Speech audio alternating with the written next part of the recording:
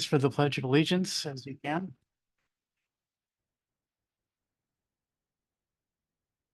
I pledge allegiance to the flag of the United States of America and to the republic for which it stands, one nation, under God, indivisible, with liberty and justice for all.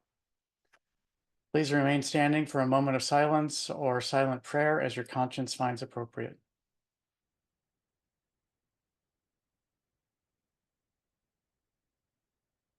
Thank you. Please be seated.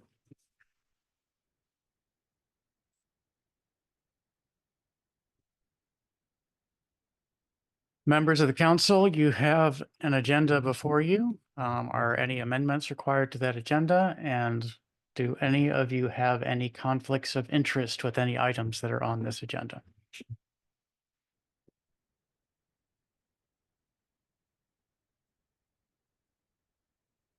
I'm not seeing any microphones unmute or hands raised, so I will ask for a motion to approve the agenda as submitted. So moved. Second. Motion by Councilmember Smith, seconded by Councilmember Enyang to approve the agenda as submitted. Is there any discussion by the council of this motion?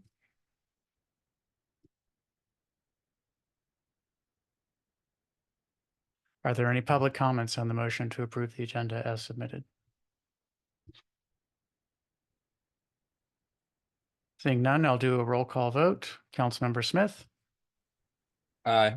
Councilmember Foe, Aye. Councilmember Lingua, Aye. Councilmember Enyang, Aye. Councilmember Mejia, Aye. Councilmember Callan. Aye. And I abstain. The motion passes 6-0. That brings us on the agenda to presentations. First presentation is of Ethics Month. Give me just a moment, please. Got the proclamation up on my screen. Whereas elected and appointed officials and Proclamation 2024 Ethics Awareness Month.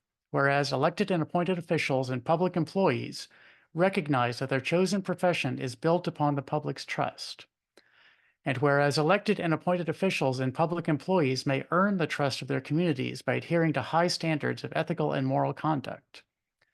And whereas the town of Riverdale Park has established an ethics commission and provided guidance to elected and appointed officials and employees through the adoption of Chapter 32 Ethics. And whereas the town of Riverdale Park recognizes the International City County Management Association's Code of Ethics as the standard for proper public administration, and has distributed copies of this Code of Ethics to all elected and appointed officials and employees of the town. And whereas an awareness of ethical standards and programs helps to promote a strong public image and maintain a moral course. And whereas the International City County Management Association, the National League of Cities, the U.S. Conference of Mayors, and numerous other national and state municipal management associations encourage their members to strengthen and abide by certain ethical standards. Therefore, be it resolved that the town of Riverdale Park, Mayor and Council do hereby proclaim March 2024 as Ethics Awareness Month in Riverdale Park, and call upon the elected and appointed officials, public employees, residents, government agencies, and all other individuals and institutions in the town or who conduct business in the town to recognize the importance of ethical conduct in our community and to commit to increasing awareness and understanding of the ethical principles that should guide our professional and personal interactions with each other. Y ahora en español, proclamación, Mes de Concientización Ética 2024. Por cuanto los funcionarios y empleados públicos elegidos y designados reconocen que su profesión elegida se basa en la confianza del público.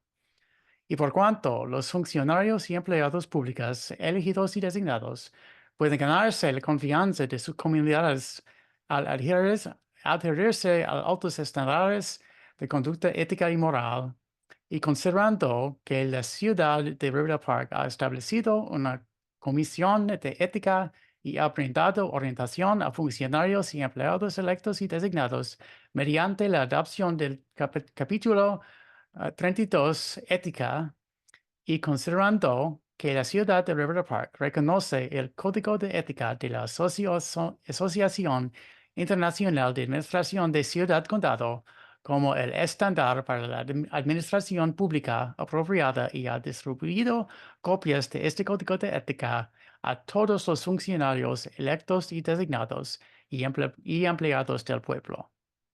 Y considerando que la conciencia de los estándares y programas éticos ayuda a promover una imagen pública fuerte y mantener un curso moral, y por cuanto la Asociación Internacional de Administración de Ciudades Condadas, la Liga Nacional de Ciudades, la Conferencia de Alcaldes de Estados Unidos y muchas otras asociaciones de administración municipal nacionales y estatales alienten a sus miembros a fortalecer y atenerse a ciertos estándares éticos. Por lo tanto, se resuelve que el alcalde y el consejo de la ciudad de Riverdale Park proclaman marzo del 2024 como el mes de concientización de ética en Riverdale Park y convocan a los funcionarios elegidos y designados, empleados públicos, presidentes, agencias gubernamentales y todas las demás personas e instituciones en la ciudad o quienes realizan negocios en la ciudad para reconocer la importancia de la conducta ética en nuestra comunidad y comprometerse a aumentar la conciencia y la comprensión de los principios éticos que deben guiar nuestras interacciones profesionales y personales entre nosotros. Muchas gracias. The second proclamation is in honor of Women's History Month, 2024. Proclamation. Excuse me.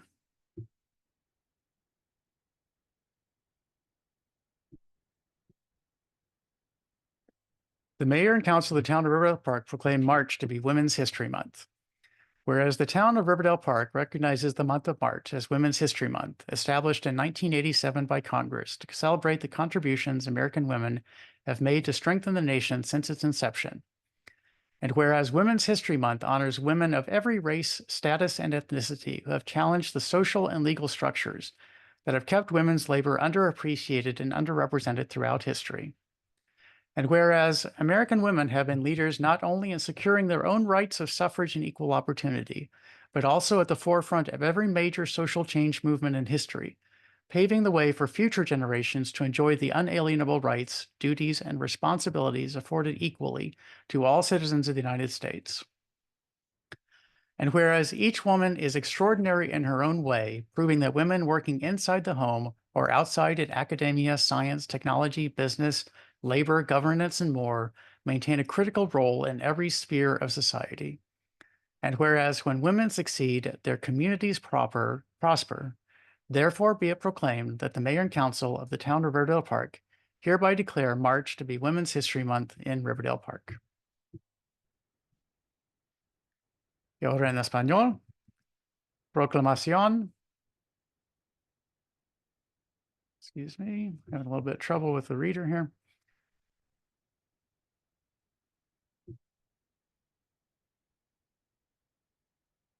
Proclamación. El alcalde y el consejo de la ciudad de Riverdale Park proclaman marzo como el mes de la historia de la mujer. Por cuanto la ciudad de Riverdale Park reconoce el mes de marzo como el mes de la historia de la mujer, establecido en 1987 por el Congreso para celebrar las contribuciones que las mujeres estadounidenses han hecho para fortalecer la nación desde sus inicios.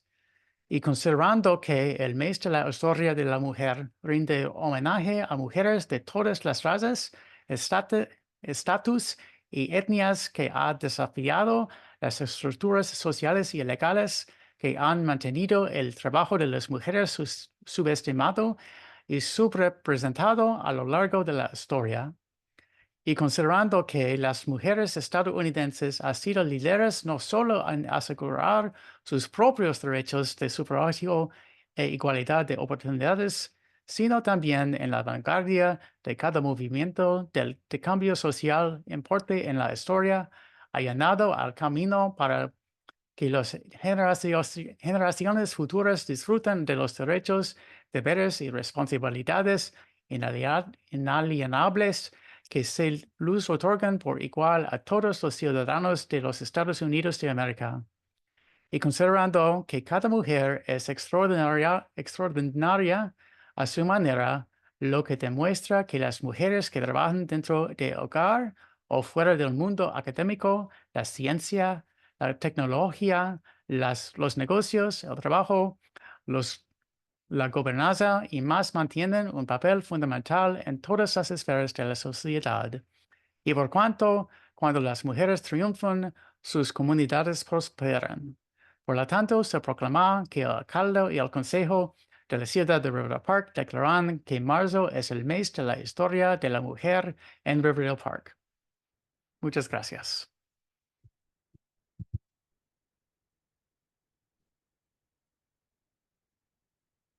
And with that, we move on to the next item on the agenda, which is the fiscal year 2025 budget expenditures, fiscal year 2024 estimated actuals, and fiscal year 2025 projections.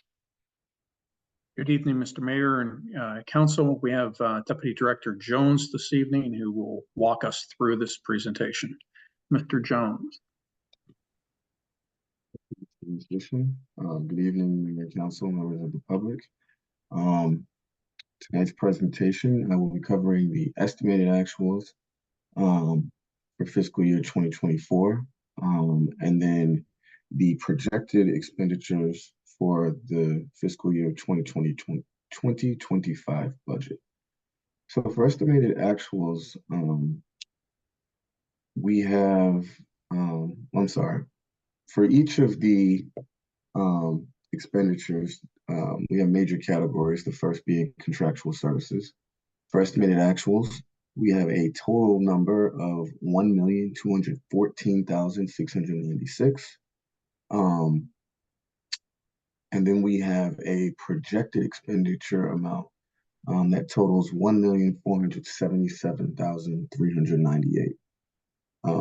Previous year, well, I'm sorry, the current fiscal year's budgeted amount was $1,241,475. So we have an increase there of $235,000. So the increase is going to be because we have found that we are expecting an increase in landscaping fees, engineering fees, tree maintenance fees, while additionally adding compost services and janitorial services. So that explains why we have an increase from current year budget to fiscal year 2025. The next category that we have here is operating expenditures. This, yeah, right here, yes. So we have an estimated actual total of $1,011,861, and an increase to fiscal year 2025. We have a projected amount of $1,142,547, which is an increase of roughly 100,000. And this can be attributed to our insurance fees, which will be increasing in the admin services department. And then everything else is pretty much flat. We just have increases to account for the expected increase in prices for our operating expenditures. The next category is other operating expenditures. We have an estimated actual to finish the year with $214,000. The projected expenditure figure for fiscal year 2025, we have at $255,000, which is an increase from the $239,000 we have budgeted in the current fiscal year. And this is due to an increase for contingency funds. This is accounting for leave payout at retirement. So we've added additional funding there to account for that. The next category is weather response services. We have a budgeted amount in the current fiscal year for $28,000, and the projected amount for fiscal year 2025 remains flat. The next category is municipal center buildings. So this includes the town hall building, the public safety building, public works, and then auxiliary buildings. So for town hall, public safety and public works, the projected expenditure amounts are relatively flat, but we do have a fairly large increase in the town buildings, the auxiliary town building. And this is due to an increase in maintenance fees and utilities that are expected for fiscal year 2025.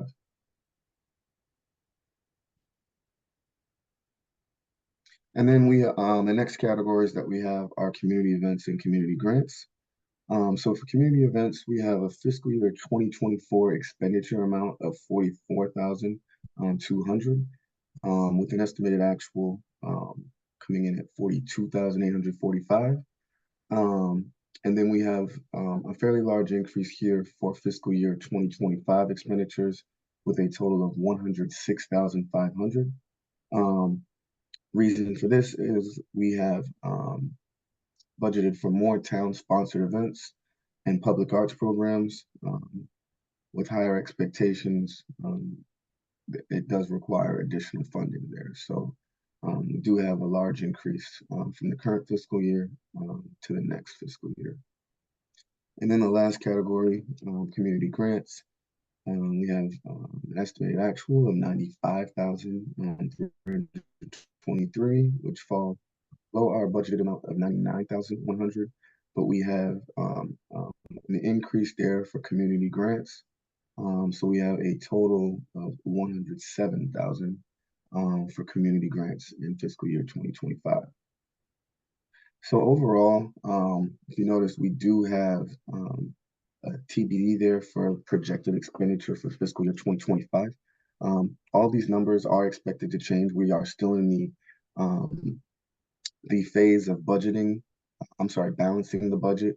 We are still in the process of figuring out where the salaries are going to land. So that part of the expenditure has not been included in this presentation, as we are still working on that. But overall, we look at the estimated actual total. We have an amount of $8,919,000, which will fall below the budgeted amount of $9,500,000. So we are in a fairly decent position, at least as far as the expenditure side. We were able to have some savings in salary vacancies. So that explains why we are falling below the budgeted amount. But again, we are still working on the salary portion of the expenditures as we get closer to balancing the budget. So those numbers were not included in the presentation. But yeah, at this point, if there are any questions or concerns about anything that was presented tonight, I'd be happy to answer any questions. Mr. Town Manager, I assume you want to make a comment before questions? I would prefer, sir. Yes, go ahead. So first, my apologies to the mayor and council. We seem to have had a problem with the Dropbox. This document is not there. I don't believe that the next presentation PowerPoint's there, and there may be a memo that's also missing. So Director Barnes is working to correct that. In the interim, we're going to email you the documents we've identified since the start of the meeting that aren't there. So that those will be coming in your inbox momentarily. And as soon as we figure out what's going on with the Dropbox, we will correct that as well. The other thing I wanted to point out, if you can take this up to the top, there's a lot of information that Mr. Jones went through quickly. Under contractual services, you mentioned engineering was going up considerably. That's actually an increase. That's where we're parking the money for a study, a transportation type study, feasibility study. There's been discussion about whether or not the town should have some sort of a last mile type loop, some sort of a shuttle. And so there's funds in that we have parked there for now to cover that as well. So a few other things that I hope people took note of was the funds also parked for a composting program. And then the tree maintenance also includes funds for a arborist to conduct educational things of that nature. So we've been listening. The real work begins now, and trying to find balance and adjust revenues and expenditures. So while we have all those things in the mix right now, I'm not able to say whether or not they'll survive the balancing act. And trying to balance this proposed budget to the mayor and council. And with that, the whole leadership team is here to take questions, not just myself or Mr. Jones, on areas that we're anticipating increases. Thank you, Mr. Town Manager. Councilmember Smith? Thank you, Mr. Mayor, Mr. Jones, Mr. Listician. With regards to the composting program, I may be mistaken, but doesn't the county already operate a composting program for anybody who receives county trash or trash collection? I don't believe, or Mr. Mayor, may I respond? Please do. I don't believe that the municipalities are eligible. Director Lewis, can you expand on that? That's correct. The program doesn't extend to municipalities. Understood. And so some municipalities have started their own food scrap collection programs. And that's what we're proposing to do in this budget. Thank you. Sorry. No problem. Thank you. Thanks for the clarification. Thank you. Councilmember Inyang?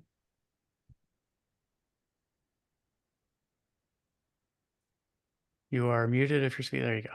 Yes. I have a question around the community events budget. It's good to see that the overall budget is increasing. What's the best way to think about the increase? Is the existing 40,000 or so for this year, does that equate to a certain amount of events, or does the increase sort of factor in some more marquee events, or is it more on an event per basis that we're sort of anticipating? Is there an easy way to kind of like equate what the increase in funds will translate to? Director Barnes, Mr. Mayor, with your approval. Please. Director Barnes. Certainly. A portion of the funds will go to the centennial celebration that we'll be planning for 2025. But there are a variety of additional events that we would like to host. They're not necessarily named quite yet. And we also noticed that there was an increase in our expenses for this last year, because this is our first year in fiscal year 2024 that we've really been out there doing similar events to what we've done in the past. And so those expenses also increased. So that's part of that overall increase. Got it. And then my follow-up question is, do we feel like the increase is enough, or since we're not necessarily tying it to like a number of events, like I just wonder if the increase is enough or sufficient, or does town staff feel comfortable with that amount? Certainly. I feel comfortable with that amount, just in past experience and looking at what our costs have been with different pieces of the events that we've done in the past. So this appears to be enough. And I think that it's a good, at least, starting point for the next year. In years coming, not just next year, but 26 and 27. Thank you. Any additional council questions? Are there any public questions or comments on this presentation?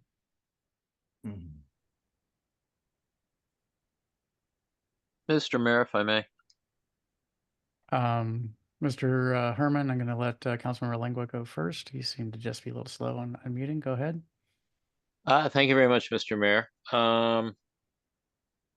In this presentation for projected expenses, in this document, will there be information and amounts on the projects that are, as was described previously, that need to be backfilled Mr. in Mayor, fiscal year 2025? Go ahead, Mr. Town Manager. I'm sorry, I jumped the gun there, sir. That's okay. No, it's okay. No worries. So that's in CIP. And so we don't have that rolled into these numbers.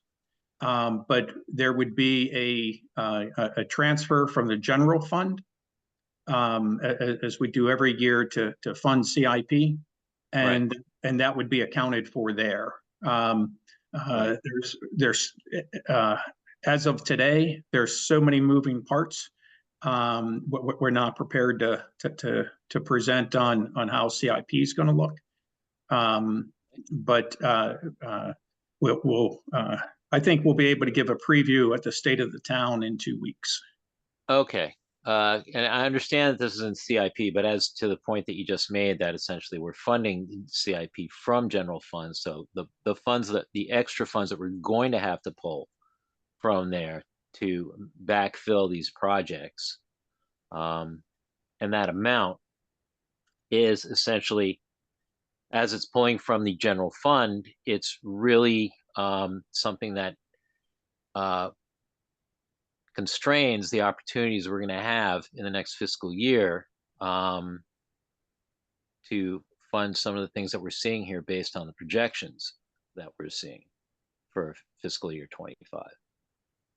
That's why I was curious as to the amounts that we're looking at, what those backfill amounts would be. So, but if you're saying they're going to be there by if you give us 2 weeks, 2 weeks from now, and well, look forward to seeing them then. Thank you.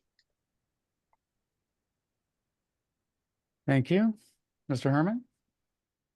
Thank you, Mr. Mayor. I just wanted to point out that first of all, I'm wearing the hat of the president of the Riverdale Park Business Association, and we had sent a letter to the mayor and council, and 2 of the issues that we had suggested or recommended do appear in some category to be reflected here. We had requested that there be some funds that potentially earmarked for 3 purposes. One had to do with a taste of Riverdale Park, which it sounds like will probably dovetail nicely with an anniversary event, which was originally scheduled for the 100th anniversary. And so we're glad to see that that's there. And I just want to make sure that we have that included because that's something that we plan to collaborate with.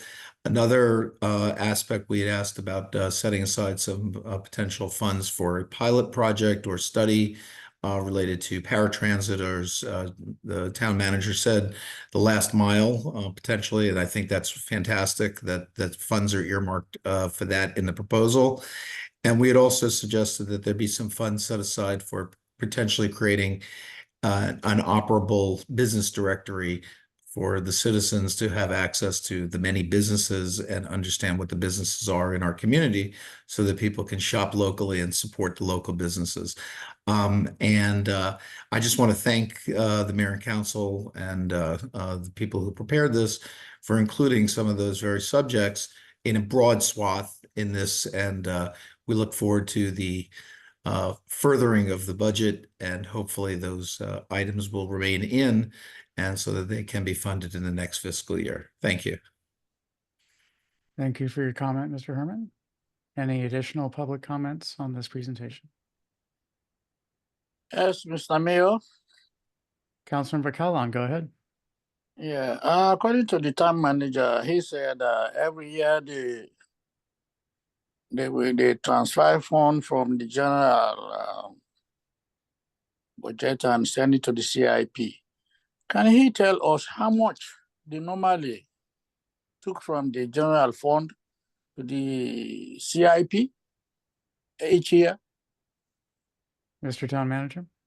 I don't have the exact amount in front of me, but it's several hundreds of thousands of dollars. What happens at the end of the year, when you have revenue net expenditures, that flows back into the general fund. And so you start with an increased amount in the general fund, and then it can be allocated to a variety of uses to include the CIP. But I don't have specific numbers in front of me this evening. That's something that Mr. Jones can put together and send down to the council. Mr. Major, Mr. Town Manager, let me say this. Before he brought anything up, make sure that you have everything intact. Because you know that they have to ask you a question. So when they ask you a question, automatically you have to answer that question.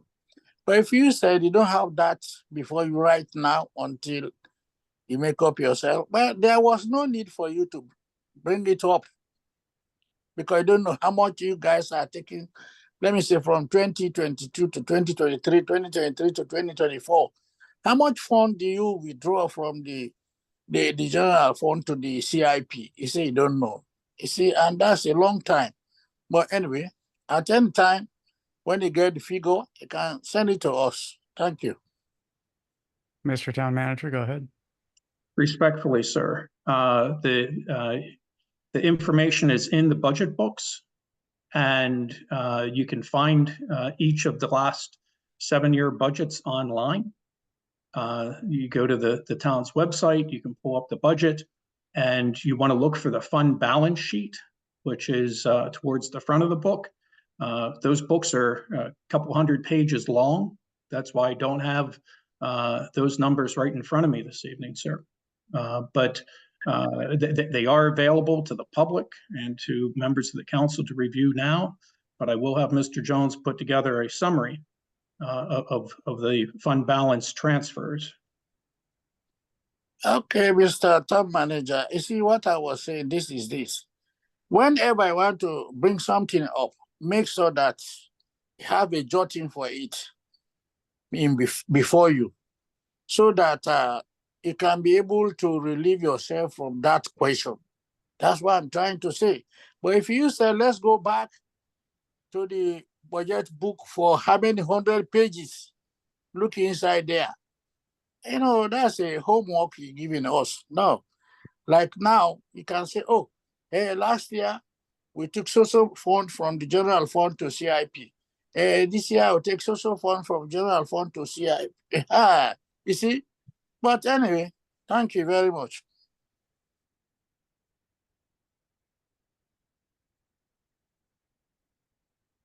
Are there any additional questions on this presentation?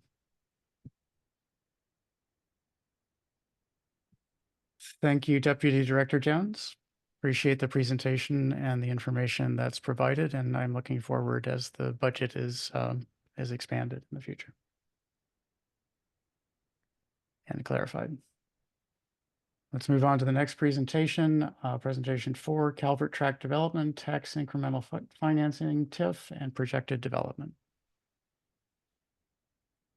Mr. Mayor, I'll be walking us through this presentation this evening. So just general background. So we have the Calvert Tract, that's the Riverdale Park Station development.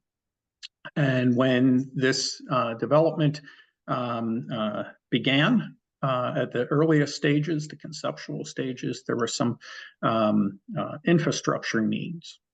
And part of that was to develop a plan for tax incremental financing as it related to the CSX bridge. And so a portion of the real property tax the town receives goes to pay that debt service. And there were also projections made. I believe the projections development schedule has been updated 11 times by Municap.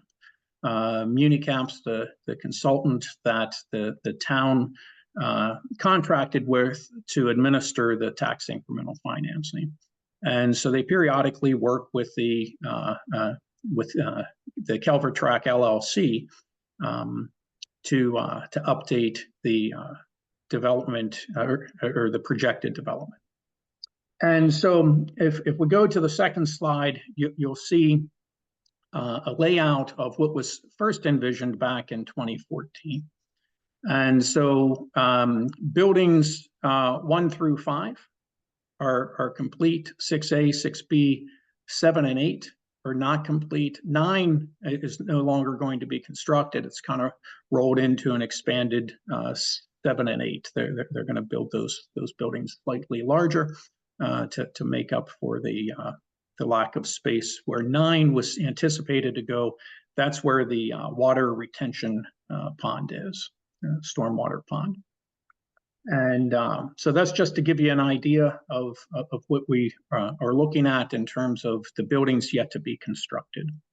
Next slide, please. So if we take a look at the accessible base of the Calvert Track, one may say, wow, we started down at right about $6 million, and it has grown to 147. Next year, 152 is the projected accessible base. And that's considerable growth. And that's something that the town should be proud of, to have this type of growth in an accessible base as it references this development. Slide, Mr. Joe. But I mentioned we have a $400,000 a year annual payment. This year, I think it's $404,000 is what we anticipate. Now that includes administrative fees as well as the debt service payments. So when we look at the 147 million value, and we apply the rate and took the liberty to simplify it, the rate is actually 0.654 per 100. So the gross revenue is just under $1 million.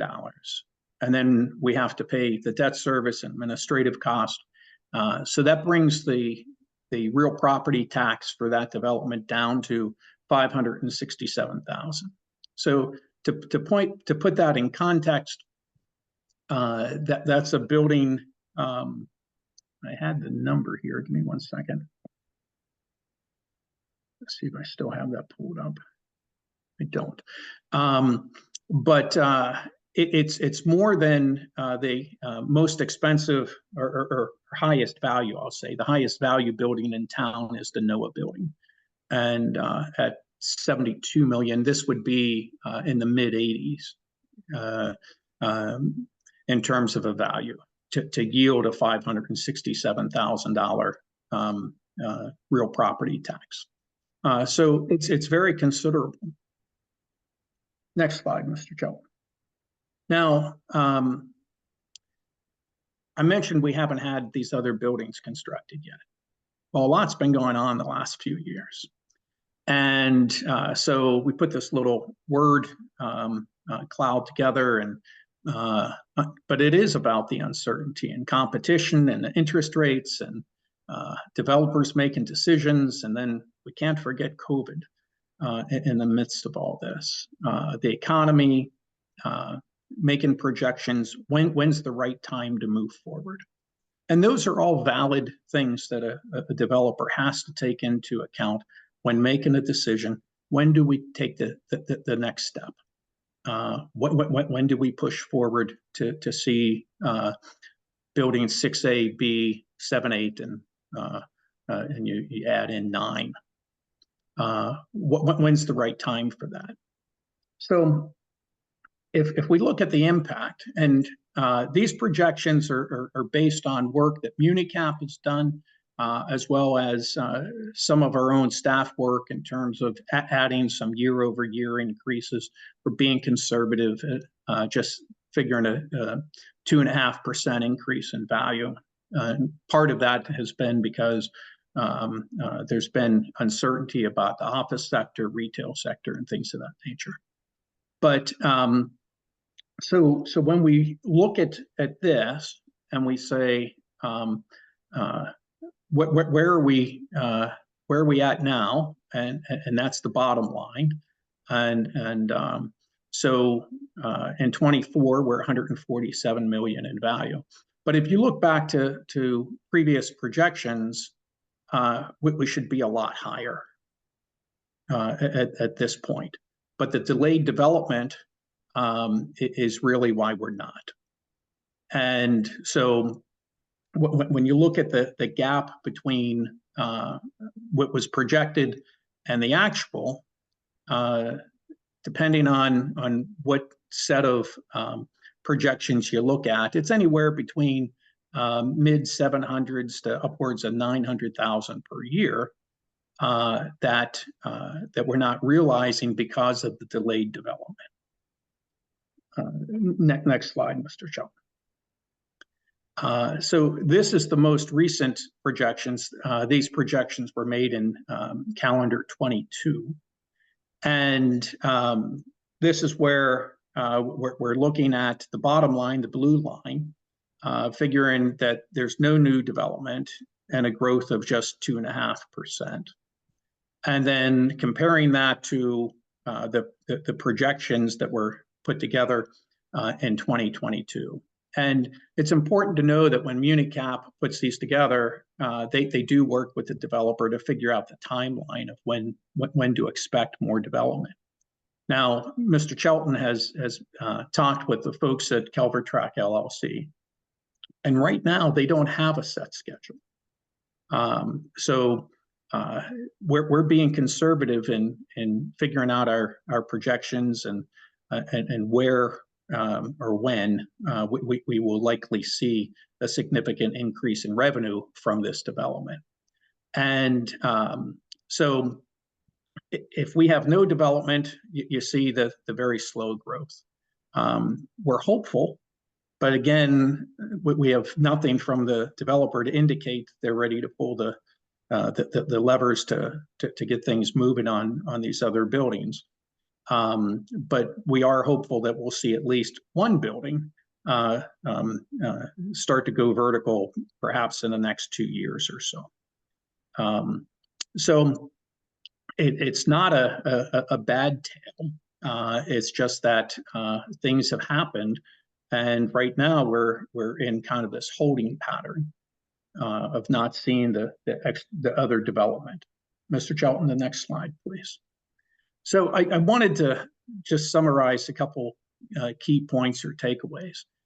When it's fully built out, it will provide really significant real property tax revenue over the current amount. And again, anywhere 700 to 900,000 additional dollars per year.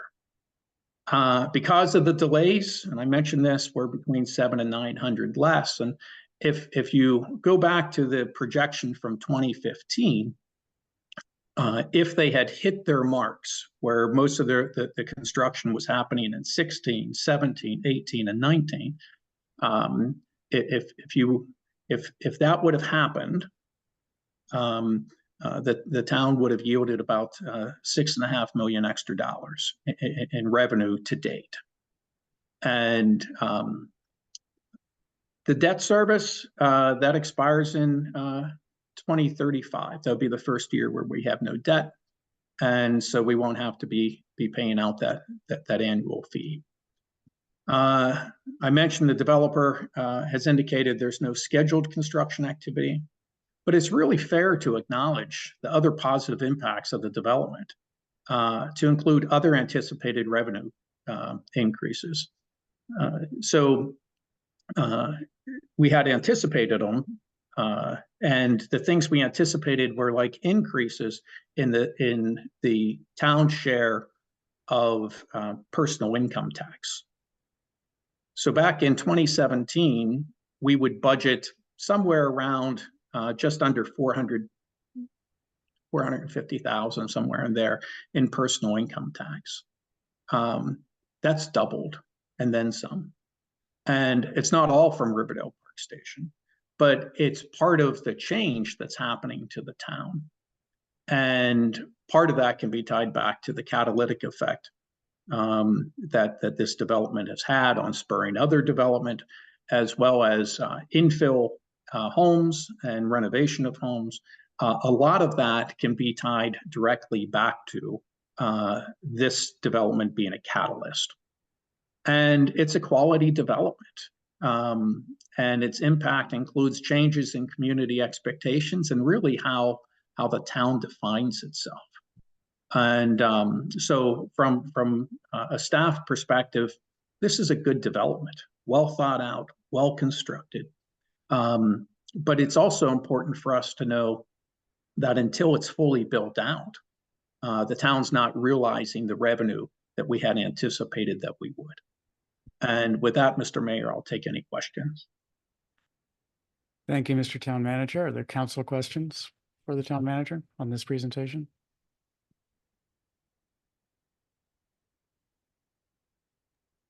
Mr. Mayor. Councilmember Inyang, go ahead. I appreciate the presentation and sort of laying out what was projected versus the reality. I think you know, the pandemic, as well as I think just the delay in sort of the overall construction, you know, the difference is pretty wide, I think, as laid out pretty well. I have two questions. One is, what does the delay mean in terms of, like, how does it, what's the tangible value to it? Not in terms of numbers, but, you know, we project, you know, our budget. Obviously, we're in that process right now, and we don't anticipate any new construction happening in a while. Is there a, is there a way to think about this in terms of, like, the loss of this revenue in terms of the town? Like an example would be, we were going to build this thing or invest in this thing, and we haven't been able to because the revenue hasn't been there. Is there something like that we could be thinking about this instead of just like the numbers on the page to sort of help put this into context? Well, I think so, sir. And not pointing to a project, but as we begin the real balancing act of the budget now, that's where we're looking at sources and uses of funds, as well as the expenditures. I mentioned last week, perhaps a few times so far in our budget discussions, that the staff leadership team's asking for additional positions to be funded. We went through the anticipated expenditures by major category tonight, and we're seeing a significant growth in areas. You mentioned events. We mentioned a compost program, a transportation study. We have to figure out how to fund those things and find balance. Obviously, and from my perspective, if we had an additional $700,000 to $900,000 a year, the balancing act becomes so much more simple. And so I can't point to a particular item, but I think overall in the delivery of services, and it may be that we have less to transfer to CIP. We've talked a lot about how over the past couple of years, we're seeing a decrease in revenue net operating expenditures. And really why we're going to have revenue net operating expenditures this year is not because revenue is outperforming or that we saved a lot in operating cost. It's because we've had position vacancies. So that's our savings that we then have for CIP. So we can't point to one thing, but I think it demonstrates that certainly if it happened the way it was planned, and we would be having a much easier time finding balance. But I think this is informative not just for fiscal 25, but 26, 27, and 28, because before a structure can be taxed, it has to be substantially complete. It doesn't have to be completely done, but it has to be substantially complete before the State Department of Assessments and Taxation will add it to the tax rolls. And so you might as well say it's 2025. in terms of on a development calendar. I think even if the developer moved forward with considerable speed, you're talking you're looking at 28 for sure, and maybe beyond, before we start to see more than an incremental increase in values year over year. And realistically, I mean, we're being real conservative with our 2.5%. We'll probably more realistically see in the high 3s to mid 4s in terms of year over year increase. Thank you. That makes sense. I think it would be great if I don't know if we reached out to anyone from the Calvert Track LLC to come and talk to this. It'd be great to get their perspective on the delays and also the plan that they're thinking moving forward. I think their absence is unfortunate, but I guess the last question I have is around the TIF repayment. I know it's sort of like scheduled to sunset in 2035, and I'm assuming it was like a $4 to $6 million bridge. I'm assuming like a 10 to 15 year. Yes, I believe that the cost was more in the 7 million range, or 7.5. The county picked up part of the cost. The exact amount predates me. I don't want to put the mayor on the spot. Mr. Mayor, do you recall what that was? I don't recall. I would say that somewhere around $7 million is probably about right. Because the total cost was roughly $30 million, and the county picked up about half of it, and K-Fritz picked up many millions of dollars. Councilmember Lingua, do you recall those numbers? Yeah, that's about right. What you're saying there. Okay. Got it. I had it somewhere maybe a little closer towards 11 million for the bridge. And then, as you were saying, county was picking up half of that, and we were splitting the other portion with no, I think the 11 million was the initial estimate of the bridge, and it that was the initial estimate. Am I getting them confused? Yeah, and then it got larger Hey. over time. But we can look those numbers up. Yes. Yeah, my question was, so yeah, I appreciate that, and my question was just around like thinking of levers that may be able to be pulled or renegotiated, or if we're not going to be able to like construct a building in the next 18 months or so, like has the town staff sort of looked into, or is this something that the mayor and council can look into? Would love to know if there's any options on the TIF repayment, whether it can be, any options I would say would be worth exploring. Because a town of our size, with a debt service of almost $500,000 a year, seems a lot. And if the bridge was, if it was double the cost in the end, like I understand those things happen, but I think that'd be just like something I've definitely been curious about since I first learned about it. And so obviously I'm not expecting an answer here, but something that's sort of top of mind for me at least. And Mr. Mayor? Go ahead, Mr. Town Manager. I can give you the short answer. The short answer is the payments need made, and they cannot be deferred. This is bonded debt, and the payments have to be made. Whether there's options for the county to provide some additional offset for those payments, I think that's a conversation that's worth having. I believe it's been mentioned in mayor and council meetings. It has. And so I think that's something that's worth looking into, because certainly if they even picked up half of it, that's 2 people on our staff. And I tend to measure in number of staff when it comes to $100,000 here or there.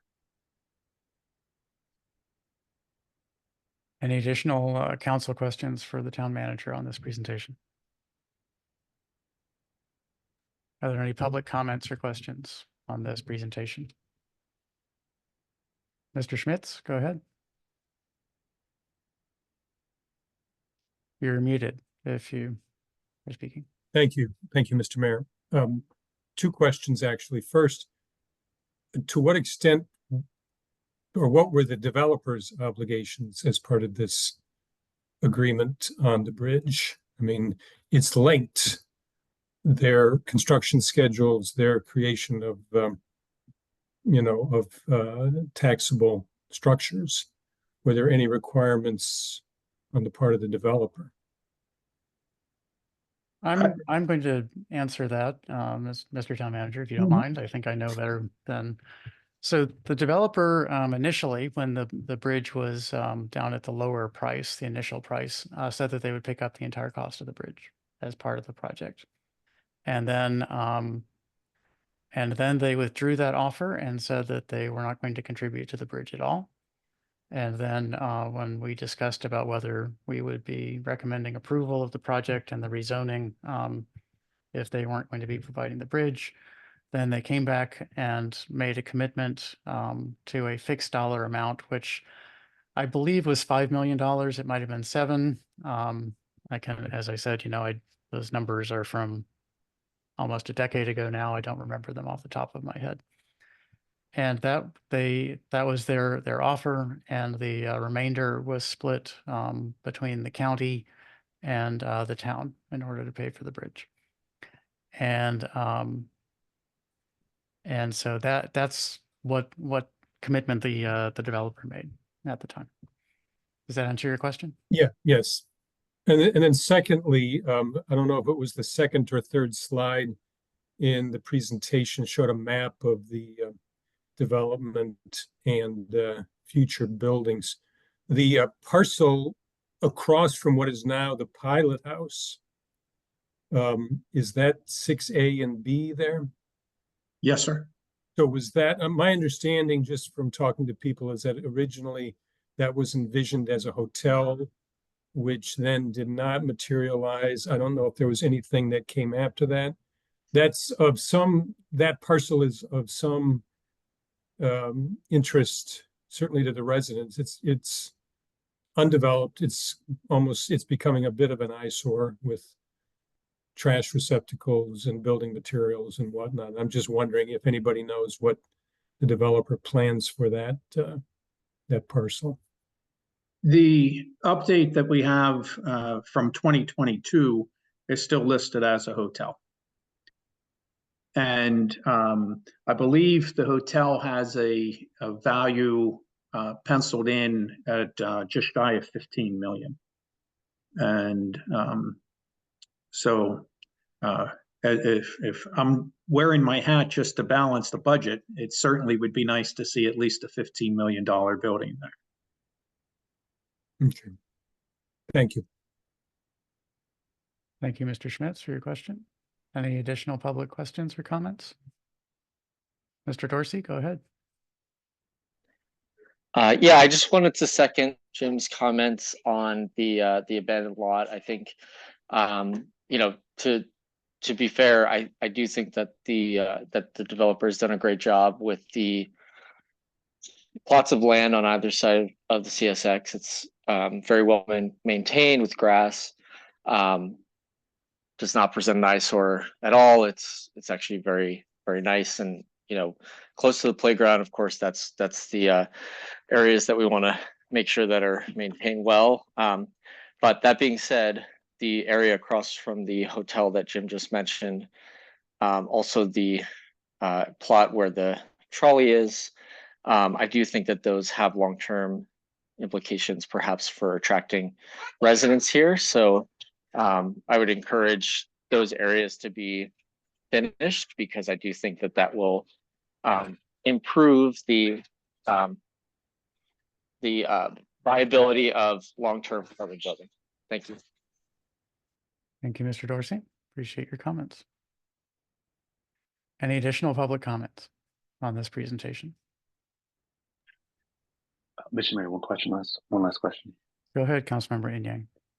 Has town staff considered, have we budgeted. I think the hotel's coming up.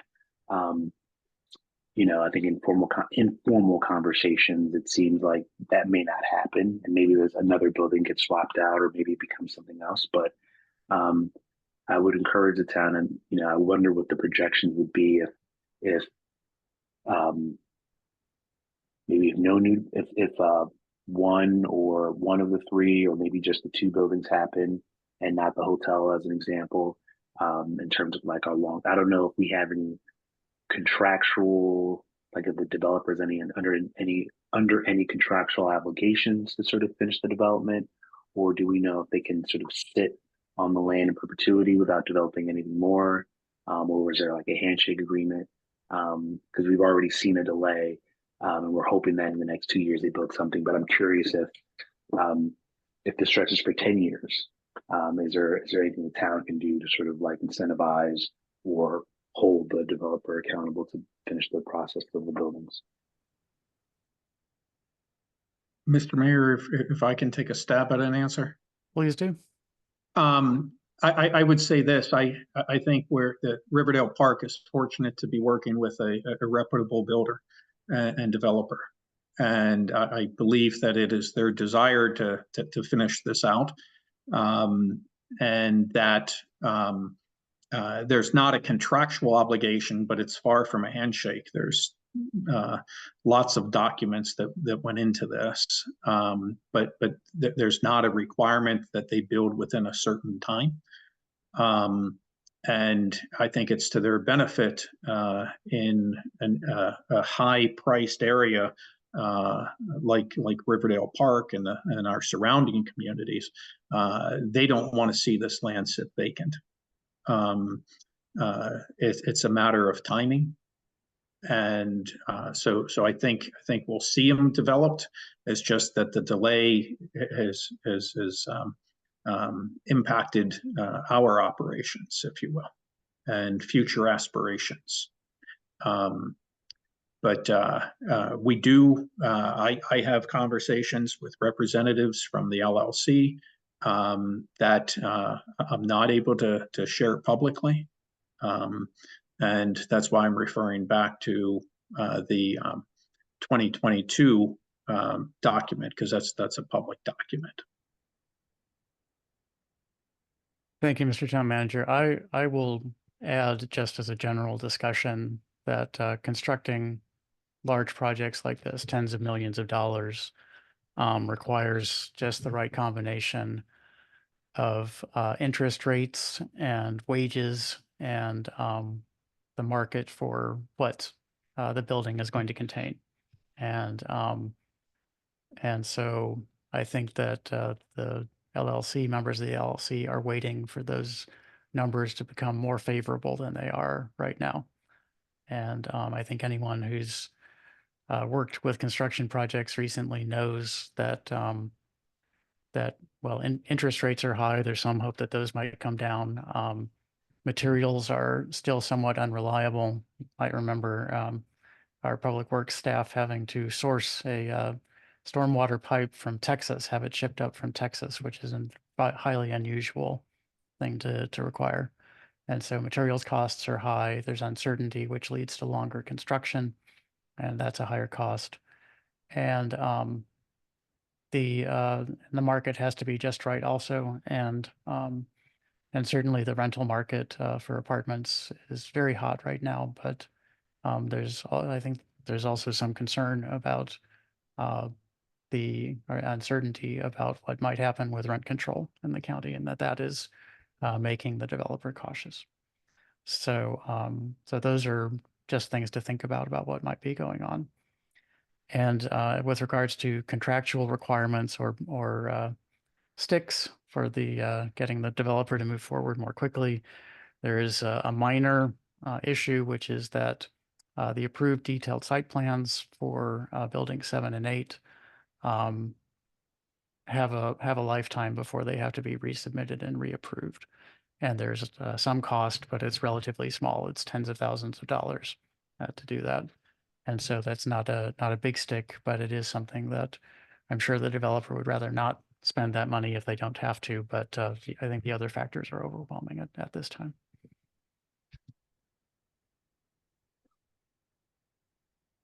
Any, Mr. Dorsey, do you have another question, or is your hand still up from your previous question? Sorry, that was from before. Okay, no problem. Just wanted to make sure. Any additional council or public comments or questions on this presentation? Okay, seeing none, we will move on. Thank you, Mr. Town Manager, for the presentation, and we'll move on to the next item on our agenda, which is my report. Just want to start out by saying that I have really been enjoying the spring weather the last couple of days, the warm weather, the sunlight, at least a lot of yesterday and much of today, and I hope everyone else is also enjoying it.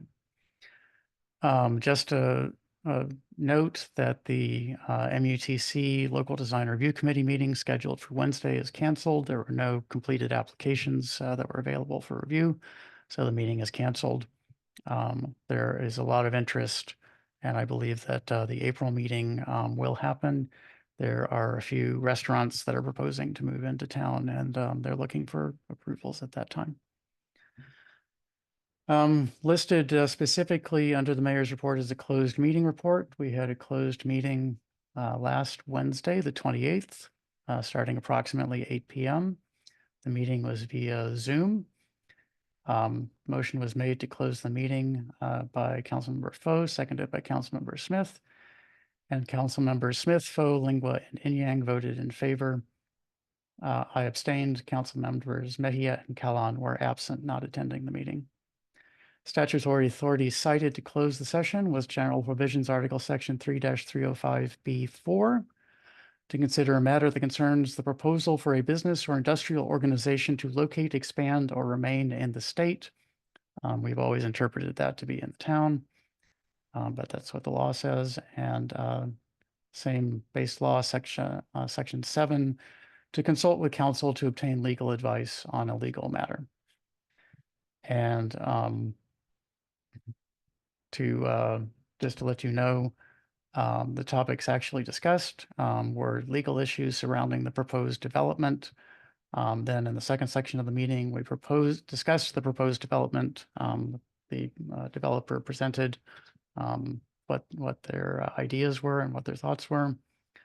And then after the developer left, possible options available to the council for accepting the proposed development changes, further negotiation, or rejecting, including legal and financial or long-term repercussions of each decision. No actions were taken nor votes completed. No motions were made in the meeting except to move out of closed session. Closed session adjourned at 10:12 p.m. That concludes the closed meeting report. Next thing I'd like to discuss in my report, I attended last week the Maryland Mayors Association meeting in Annapolis. It was a very nice meeting. I learned a lot. I met some new mayors, got to know some other mayors better. I learned about the extent and depth of mental health issues in the state and what some other people are working on. And while I had thought that this was a large problem, the problem is actually worse than I had known. And so I'm glad to know that there is legislation being considered by the state to make more resources available to that. We discussed during one session the use of AI in municipal government.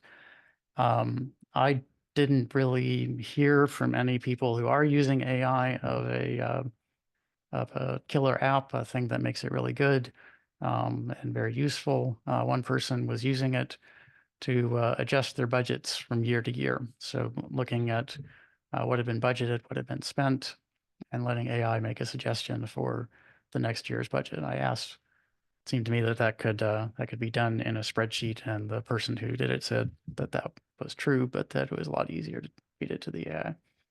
So that's what that is. We discussed stormwater management and what other people are doing, what the town of Riverdale Park is doing. I believe we are a leader in this area, in that we have adopted a policy of not putting it down on our downstream neighbors. And people were very appreciative of that. Some of our downstream neighbors were at the table when I mentioned that. And I also shared information that's been shared with me by our green team about microforests and best practices for expanding existing forests in order to both increase tree canopy and to improve stormwater situation. And last but not least, I met with our legislative team, a few other legislators, and shared the town's views on legislation that's currently before the General Assembly. And they seem to be interested in our opinions. There are approximately 3,000 bills percolating through the Assembly at this time, and so everybody was very busy. It was hard to get more than a short meeting with each of them. So I appreciate being allowed and being paid there so that I could talk to people and get to know what others are doing. There's a little bit of new information out about the COVID and other infectious diseases right now. In Maryland, hospitalizations are higher than normal, higher than ideal, but they appear to be stable at the moment. They are not neither increasing nor decreasing, and we can hope that in the weeks ahead they will be dropping, given some of the other indicators that suggest that will happen. And last but not least, I mentioned that I would talk about this week. The town last fall, in the status information report that comes out every 2 weeks, it's available on the town's website. It's sent out via the town's email lists, and it is chock full of great information. And working with the town manager, I wanted to get some information in there about the impact on climate change. So how much we were contributing to carbon dioxide and greenhouse gas emissions. And the initial reporting in the fall had different units on everything. So it had gallons of gasoline and diesel that were consumed. It had kilowatt hours of electricity that were consumed, gallons of water that were used, et cetera. So all different numbers. And so I asked, towards the end of the year, I asked that the town try to consolidate all of those into a single measure, which was emission of carbon dioxide. So you can take kilowatt hours and turn that. There's sort of a nationwide average of carbon emitted per kilowatt hour generated. The gasoline is also pretty easy to do. And water use, et cetera, all of those have conversions that the EPA provides for turning into mass of carbon dioxide that's emitted. And so the last report, I believe, which came out in mid-February, showed that about 2/3 of our carbon impact comes from our vehicles, and about most of the rest of it comes from the electricity generation, and so that gives us some idea of what direction to push. And I'll just note that the neighborhood services, and I believe it was town administration, also had under their vehicle contribution 0, because the electric vehicles that we have purchased for them are emitting no carbon. So that's not accounted for elsewhere. It's accounted for in the electricity generation, of course. So I want to thank the town staff for working through this and providing us the information. I encourage everyone to go and keep an eye on the carbon report, and I want the council to take a look at it and keep that in mind in the upcoming budget discussions and ways we might reduce our impact. And that concludes my report for this evening.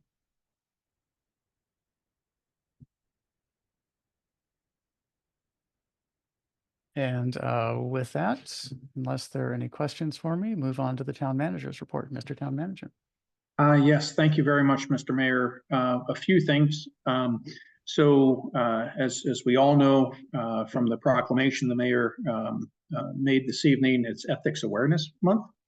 And it's a good time for all of us to refresh our knowledge of the town code on ethics, as well as the ICMA Code of Ethics. I emailed that out to you all just about a half hour ago, just so you have it at your fingertips. And as we do in March, we will have staff training that's focused on ethics as well. But I think more important, it's a good opportunity to remind the mayor and council that in our staff interactions, we follow the E to the fifth, and our first E is ethics, and then it's expectations, efficiency, effectiveness, and execution. But we approach everything with open discussions about ethics. March is also Women's History Month, and it's good for us to pause and to recognize the contributions of women that make the town the location of choice, and that have in the past and do in the present. I know that with our organization, I'm privileged to work with women who make incredible contributions to the operation of the organization and in the delivery of services to our residents and to our businesses, and for that I am thankful. Something that is good news, but it's going to be a little headache, and perhaps that may result in some emails or phone calls.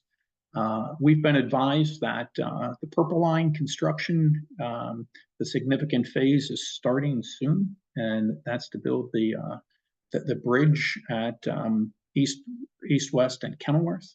And because of that, on or about today, so it may have happened tonight, I'm not sure. The intersection East West and Kenilworth will be closed nightly, Monday through Thursday, from 9 p.m. to 5 a.m. Additional nights may occur in case of weather delays. Right-hand turn lanes will be open from East-West Highway and Kenilworth Avenue. It's the fastest way to keep an intersection moving. Everyone turns right. And through traffic will be required to use approved detours. And we'll have more information about this on our website. And again, the closure is necessary for the Purple Line Bridge to be installed, and that's across Kenilworth. So we're thankful that's moving forward, but it's going to cause some significant disruptions. The state of the town is in 2 weeks. So that's on the 18th. It's via Zoom. We're all looking forward to being in person next year for State of the Town. But please mark your calendars, and we look forward to a informative presentation and some good question and answer. The Town Seal Design Committee will meet on the 19th, and the RFQ for artists will be released soon. TRP is having a spring egg hunt, and that is Saturday the 23rd from 1 until 3 at Riversdale House Museum, and we have a rain date of March 30th. The March work session, this is a change. The March work session will be held on Tuesday, March 26th.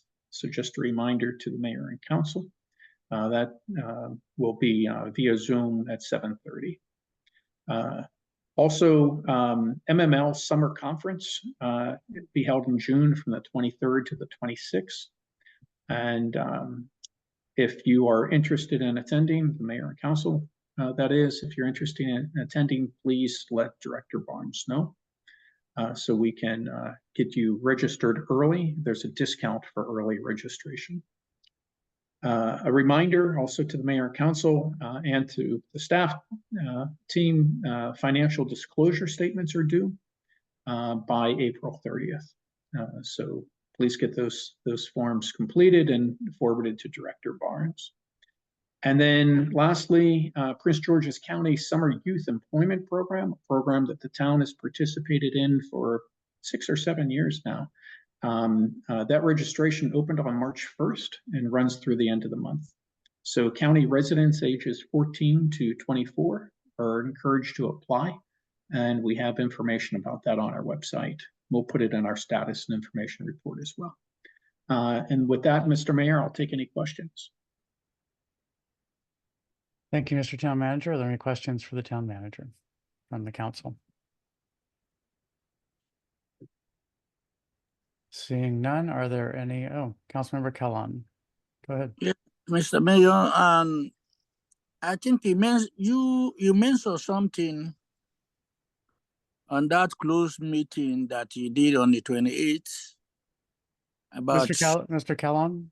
Mm, Oh, you were not in the closed meeting. Never mind. Go ahead.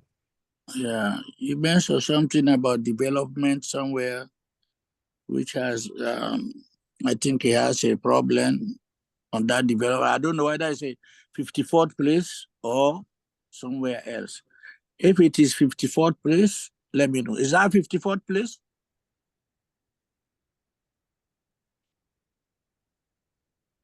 When he said the development has some problem. Mr. Kellon, the town manager is shaking his head. I think he doesn't know what you're referring to. No, this I refer to you, not the town manager yet. When you were giving your report by that closed meeting on the 28th. Oh, so it's for me. Yeah. So I'm not allowed to say what happened in that closed meeting. And so I can't tell you in this context. No. Okay. Okay, thank you.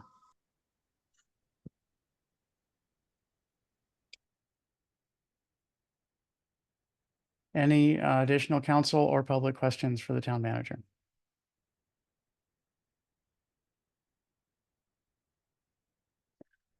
Okay, let's move on the agenda to the monthly finance report. Deputy Director Jones, if you can walk the council through this. Sure, thank you. So tonight's finance reports cover the month of February, as well as the year-to-date and then the 2 months that preceded, and that's December and January as well.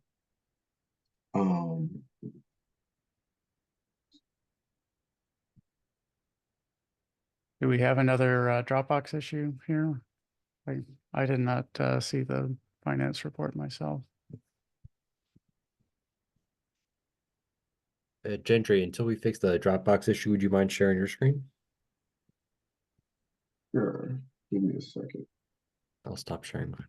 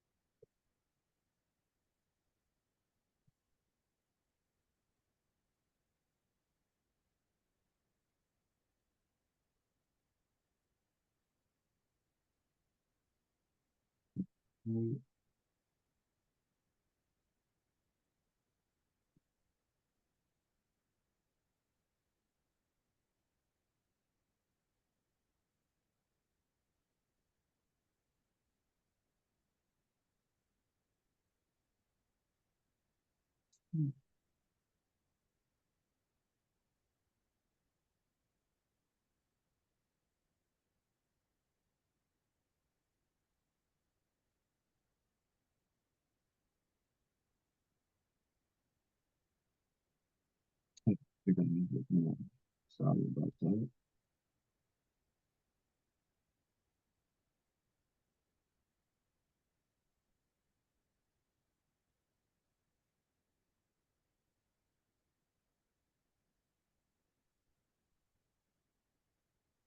Oh, well, there it is. Okay, sorry about that. All right, so yeah, the format of this finance report is the same as it's been in previous months. We have December, January, February with a year-to-date total. So for the month of February, revenue for fiscal year 2024 totaled $283,356. Expenditures total 594,248. If we look at the previous fiscal years, 2023 and 2022, you'll notice that the revenue was significantly higher in those two previous fiscal years. The reason for the lower revenue for the month of February, it's timing issues for two forms of revenue. First being Prince George's County real estate taxes, and then the Maryland local income taxes. So in the previous fiscal year, we received a large amount of the Prince George's real estate taxes in the month of February. But for the current fiscal year, if you take a look at the months of December and January, our revenue was higher than the previous months. So we actually have received a lot of the Prince George's County real estate in earlier months. The second reason why the revenue was lower for the month of February is the state of Maryland local taxes, which have not yet been received. We did receive notification that we will be receiving close to 180,000 there. So that number will go up in the next financial report once we receive that revenue. But yeah, that explains why the revenue is lower for the month of February. So if we look at the next columns over the year-to-date total, we have a total revenue amount of $7,920,818, with expenditures totaling $5,495,397, with a net of $2,425,421. So again, the month of February, we have a bit of a timing issue as far as receiving revenues. But as I mentioned in my previous report last week, when I covered the revenue, the expectation is that the town will meet the budgeted revenue amount of $9,500,270. Currently, with the total revenue, we are at 84% of the budgeted revenue, with roughly 4 months left. And then we actually received 6 months left of speed camera revenue because it is 2 months behind. So again, the expectation is that the town will meet the budgeted revenue amount. And then for the expenditure side, the expectation is that the revenue net expenditures at the end of the year, it won't be as robust as it has been in the past. So we are continuing to monitor our expenditures, continuing to be conservative with those expenditures.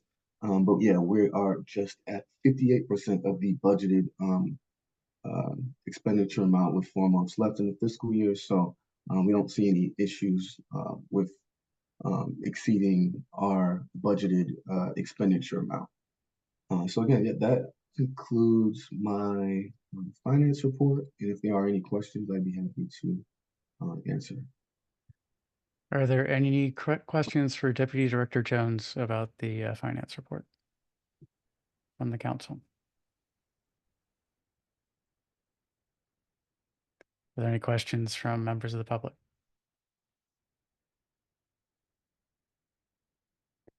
Would someone like to make a motion to adopt the finance report subject to audit?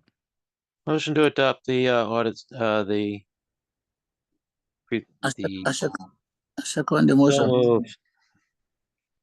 Motion by Councilmember Lingua, seconded by Councilmember Kellon. Is there any discussion by the council? Are there any public comments on the motion to approve the finance report subject to audit? Hearing none, I'll do a roll call vote. Councilmember Smith, Aye. Councilmember Foe, Aye. Councilmember Lingua, aye. Councilmember Inyang. You're muted, Councilmember Inyang, if you're speaking. I'll move on to Councilmember Mejia. Aye. Councilmember Kellon. Aye. Councilmember Inyang, are you back with us?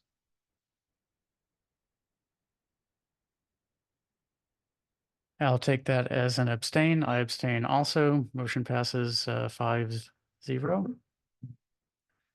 Let's move on to, was there a correspondence summary? I did not see one in the Dropbox. So if you could put it up on the screen.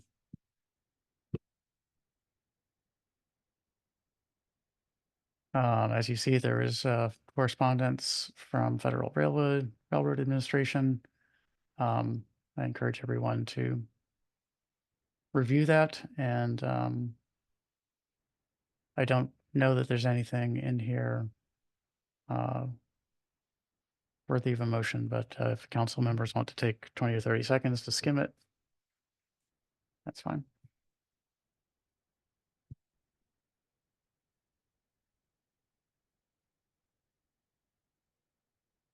Okay, let's move on to the fire department report. Good evening, everyone. So my camera says it's on, but I do not see myself in the screen. And we don't see you either, but go ahead. Apologies for that. So, mayor, council, staff, a few issues to just report on. So working with the county on a number of issues, ambulance repair, facility repairs, et cetera. I get a lot of, we're working on it. We had a meeting with the county beginning of January, and essentially 2 months have passed without a response. Then you may have seen in the news, et cetera.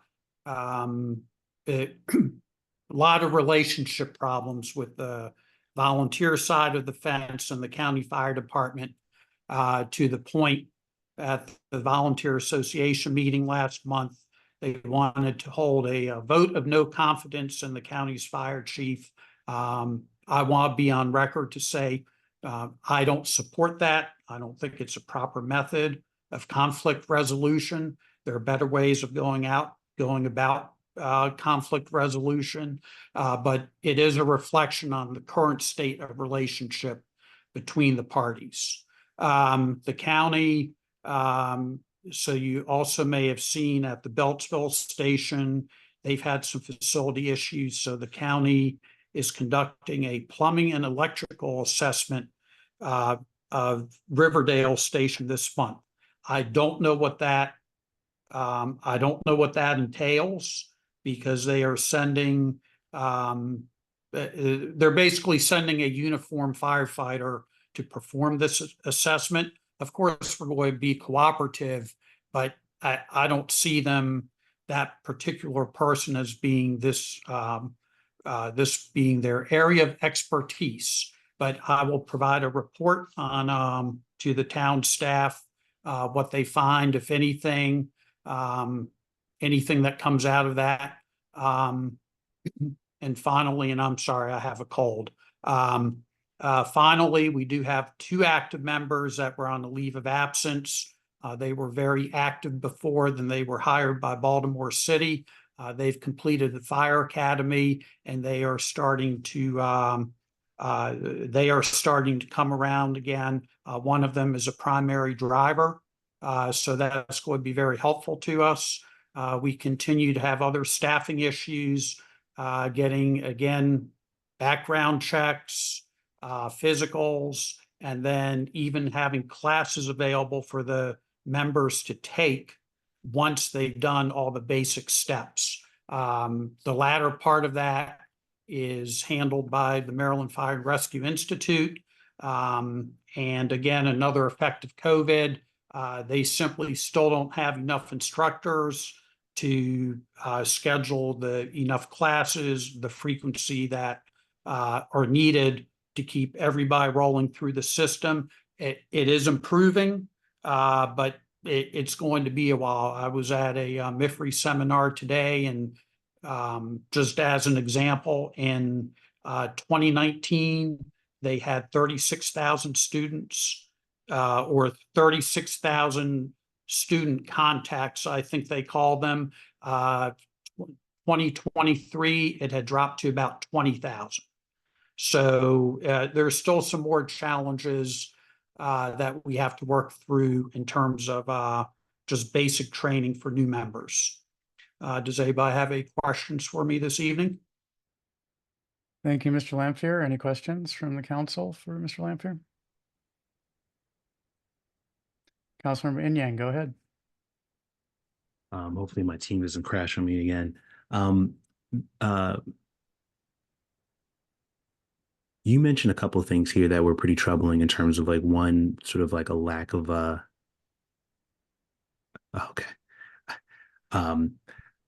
one was a lack of staffing, and then you also mentioned some issues that the county's doing some inspection in the actual building. I'm really curious about like the sort of overall staffing. I feel like most reports that we hear, you know, a lot of the reports are around sort of staffing levels or training levels. Do you have a sense of like the sort of current staffing levels right now? Is it adequate for what you're looking for? I guess it'd be helpful to get a sense of how are we currently staffed relative to what normal rates are. These two people leaving, like what impact is that in terms of like our regular staffing loads, anything like that? So that is that's a complex question. So we are 100% volunteer department. We are normally during the daytime hours, we used to have career staff provided by Prince George's County. That was removed from us many years ago because the county had other needs throughout the county. So no, our staffing is certainly not adequate. I would never advertise otherwise. There are times we are out of service. We are not the only 100% volunteer company in the county. There are now, I think, 9 stations that are 100% volunteer now that the county has removed staffing from and moved that career staffing to other stations. It's not an easy issue to resolve because I think the county has its own budget constraints to hire additional career firefighters. So they're very dependent on the volunteer staffing. So our staffing is, I can't say it's even across the board. There are times of day, times of the week, times of the month. We do very well. There are other times we don't do so well. Now, that said, we are well surrounded by College Park, Bladensburg, Hyattsville, West Lanham Hills, Landover Hills, all those stations. So it's not as if there's no protection in the area. So I want to make that part clear. And that's part of the county's decision making too. They don't share the information with us, but I would like to think when they make their own decisions that they're looking at the big picture in terms of call load, types of incidents, et cetera, and deciding where it's best to deploy their staffing and depending on volunteers to do the rest of that. I think this is a worthwhile conversation, maybe in an extended forum. I'm concerned with what your answer was. I understand that, like, I heard about the career staff being pulled away years ago, and so I'm very familiar with that. But it seems as though this is a larger issue, and I'm not sure how it affects us uniquely to other volunteer departments in the area. It's good to know that there is coverage, but yeah, I think if this isn't the right time, because I know it's already 9 o'clock, I would hope that we could find a longer forum to really dig into some of these numbers, just because over the last 6 months or so, it's been similar sort of concerns that you brought, which I appreciate you bringing to the council. I just don't know how we can help I don't know the severity of it. And as we're in a budget season now, I think it's probably a good time to start thinking about what the implications are from like a town budget perspective. Well, I appreciate that, and I'm certainly glad to have a longer, more in-depth conversation at any point. Thank you. Mr. Town Manager, you had a comment? I did. I just wanted to let the council know that Steve and I are meeting next week. And what we're going to be talking about a variety of items to include some funding requests. Thank you, Mr. Town Manager. Any additional council or public questions or comments on the fire department report?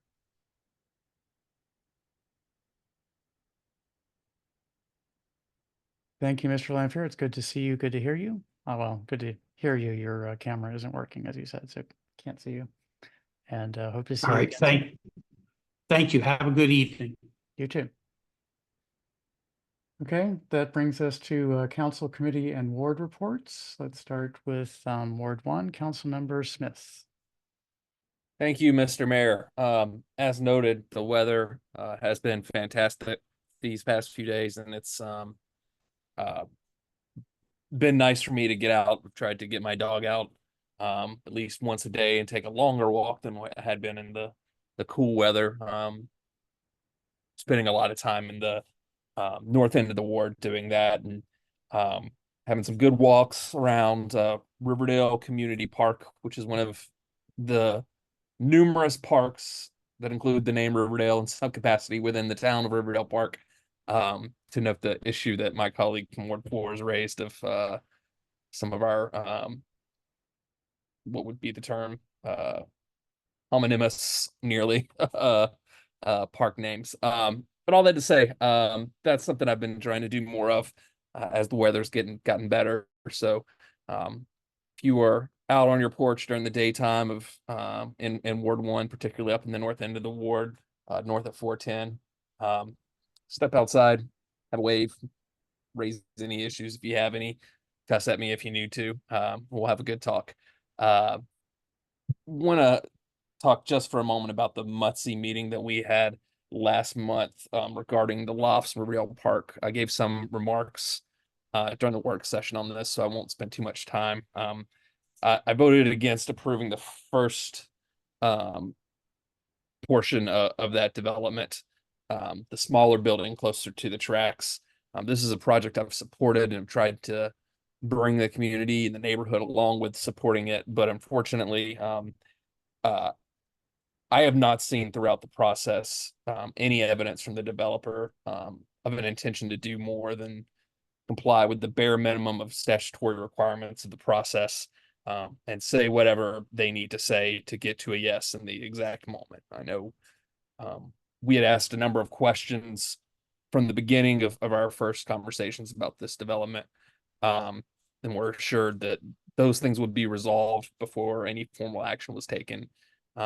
Yep, here we were last month taking a formal vote, and a number of those things still were unresolved, and the vote was for conditional approval for some other things that were just more promises being made that I haven't seen, again, any evidence of an intent from the developer to keep those promises. And we have to grow, we have to develop, we need to build our housing inventory, but we have to do it responsibly.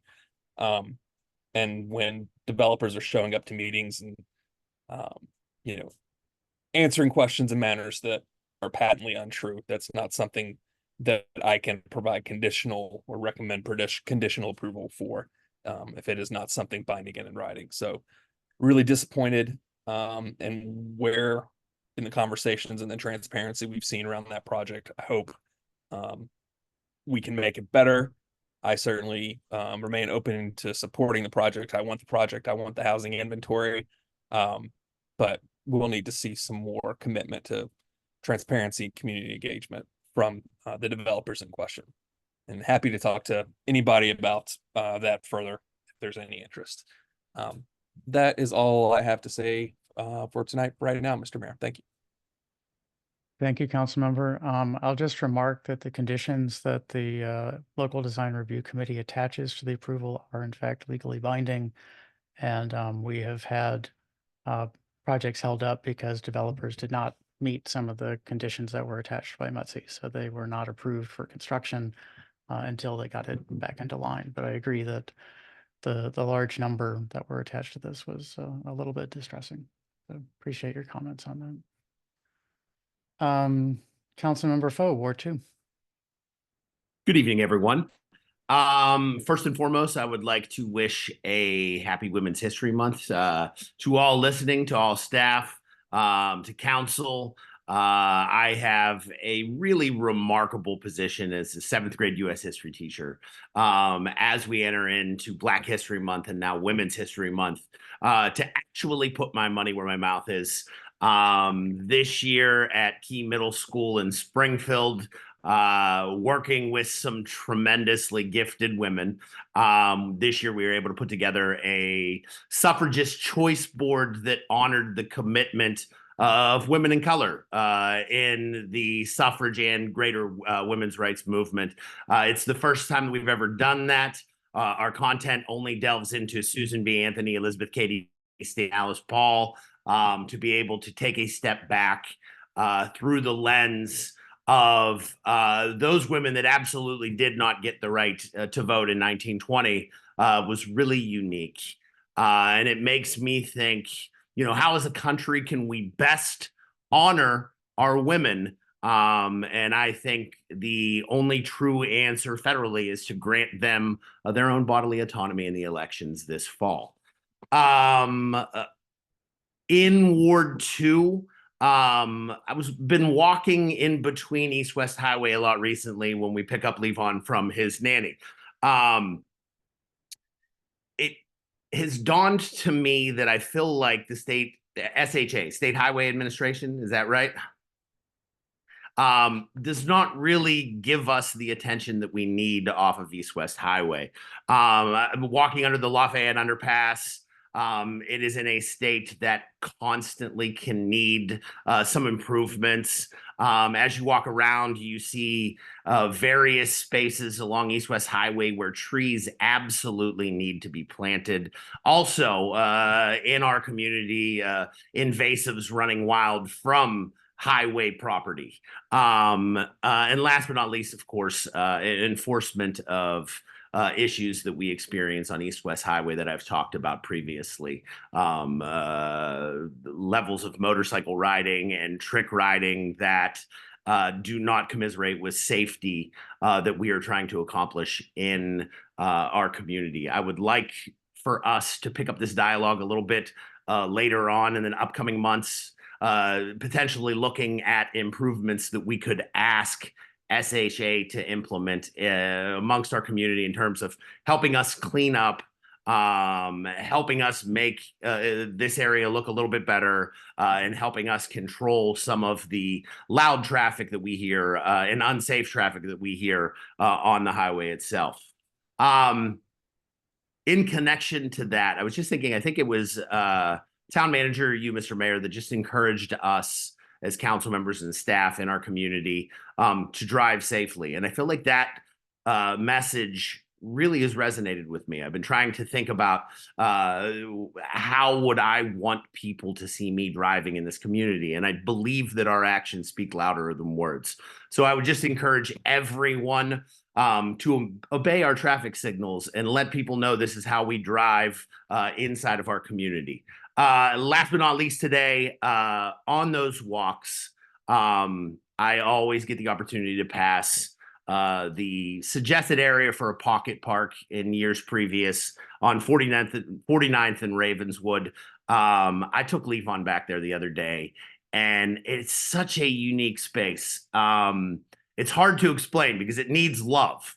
But there's water flowing. There is a giant concrete wall that only has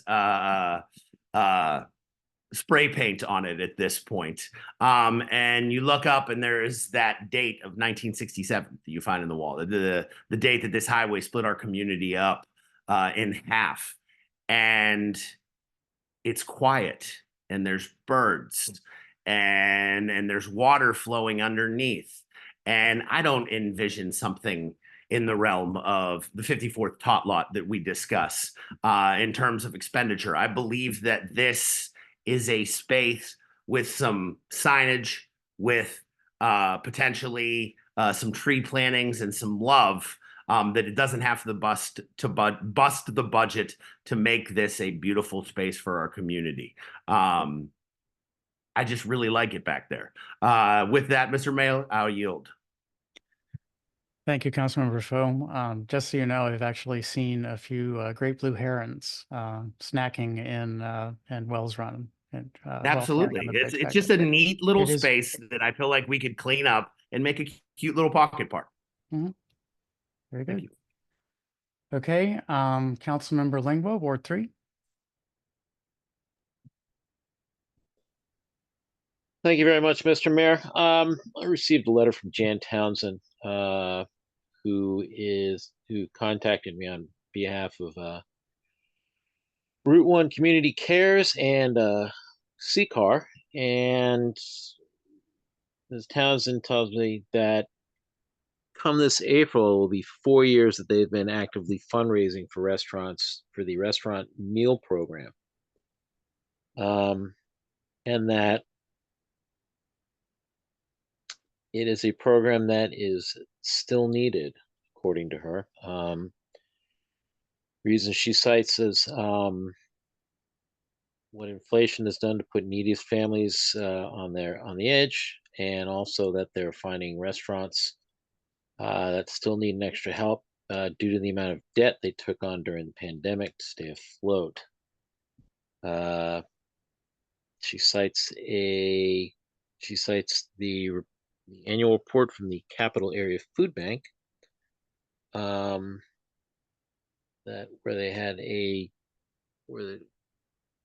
part of the report states that over 70% of the people using the food bank are employed. And essentially this is affecting working families and as well as Hispanic families, which are the greatest proportion of that 70%.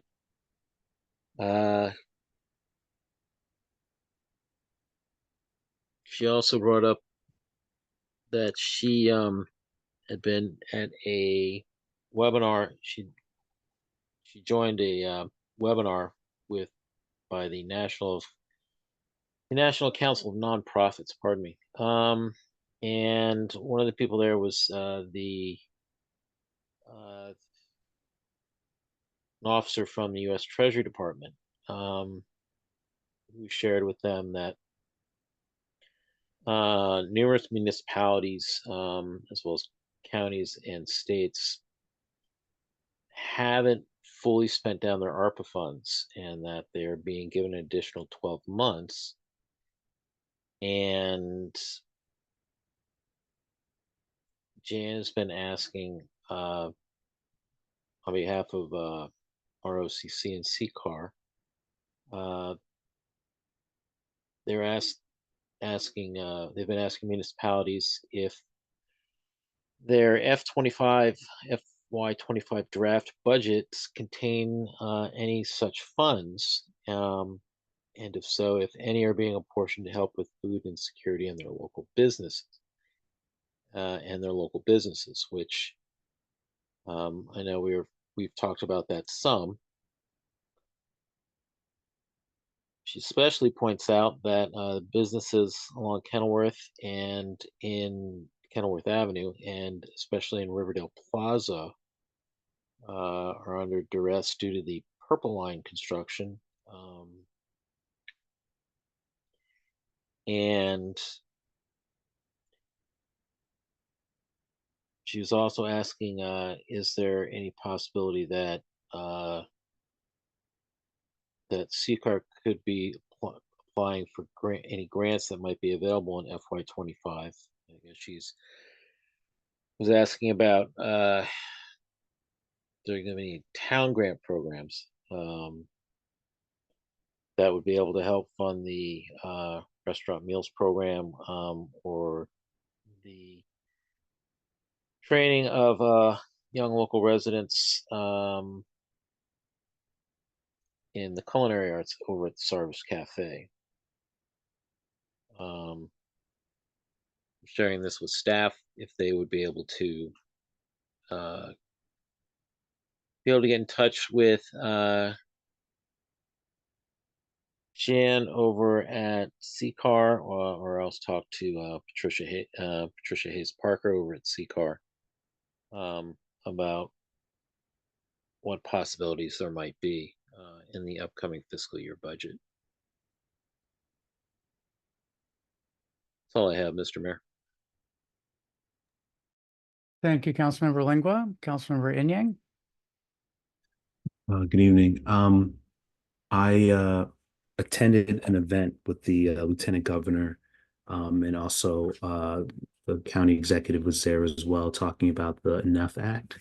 And it was it was labeled Riverdale Park. It was outside of our town limits. I'm not sure if it was Riverdale Hills or Heights. I think the volunteer fire department has Riverdale Heights that's nearby.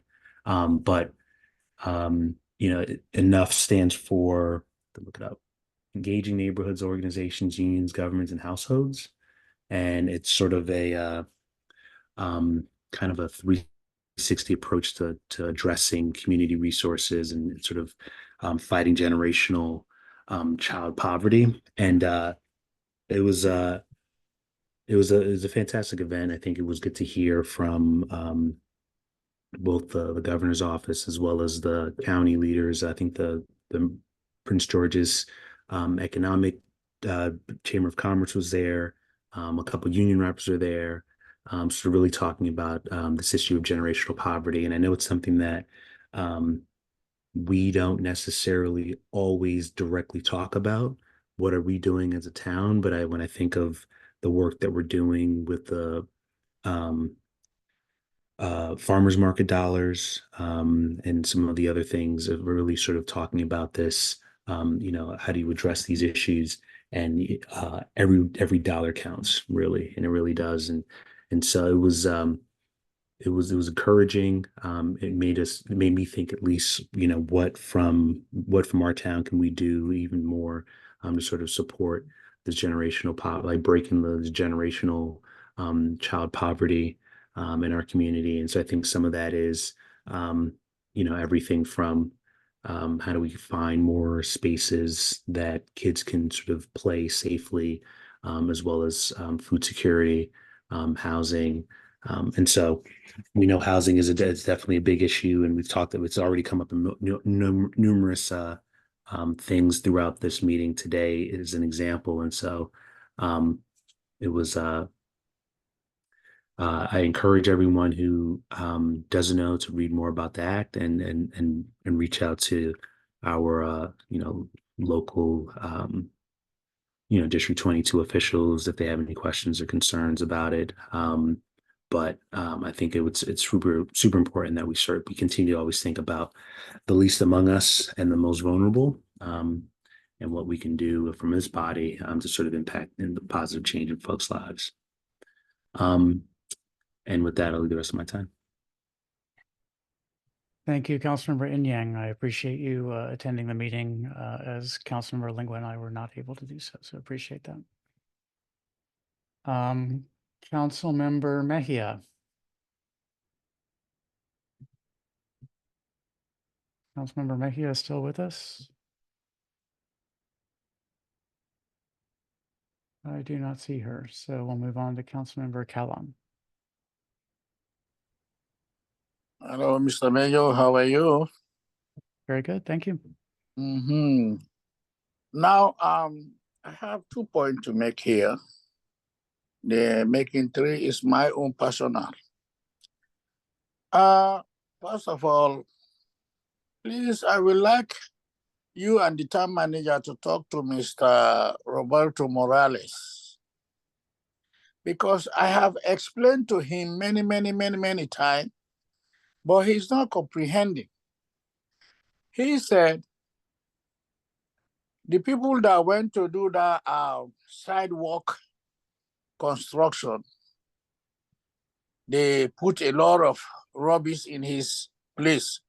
But whenever I pass over there, 5406, the place I'm not seeing any rubbish. But all the time, texting me, sending me message, calling. In fact, yesterday I called him. I explained to him. I say, Mr. Morales, I've been in your area many, many times. I'm just not far from your place, just like 5 minutes or 2 minutes or 3 minutes. If I'm on foot, it's 5 minutes. I said, I didn't see nothing there. Oh, he said, you have to come here. You have to come here and see for yourself. Why should I come into a house to see for myself?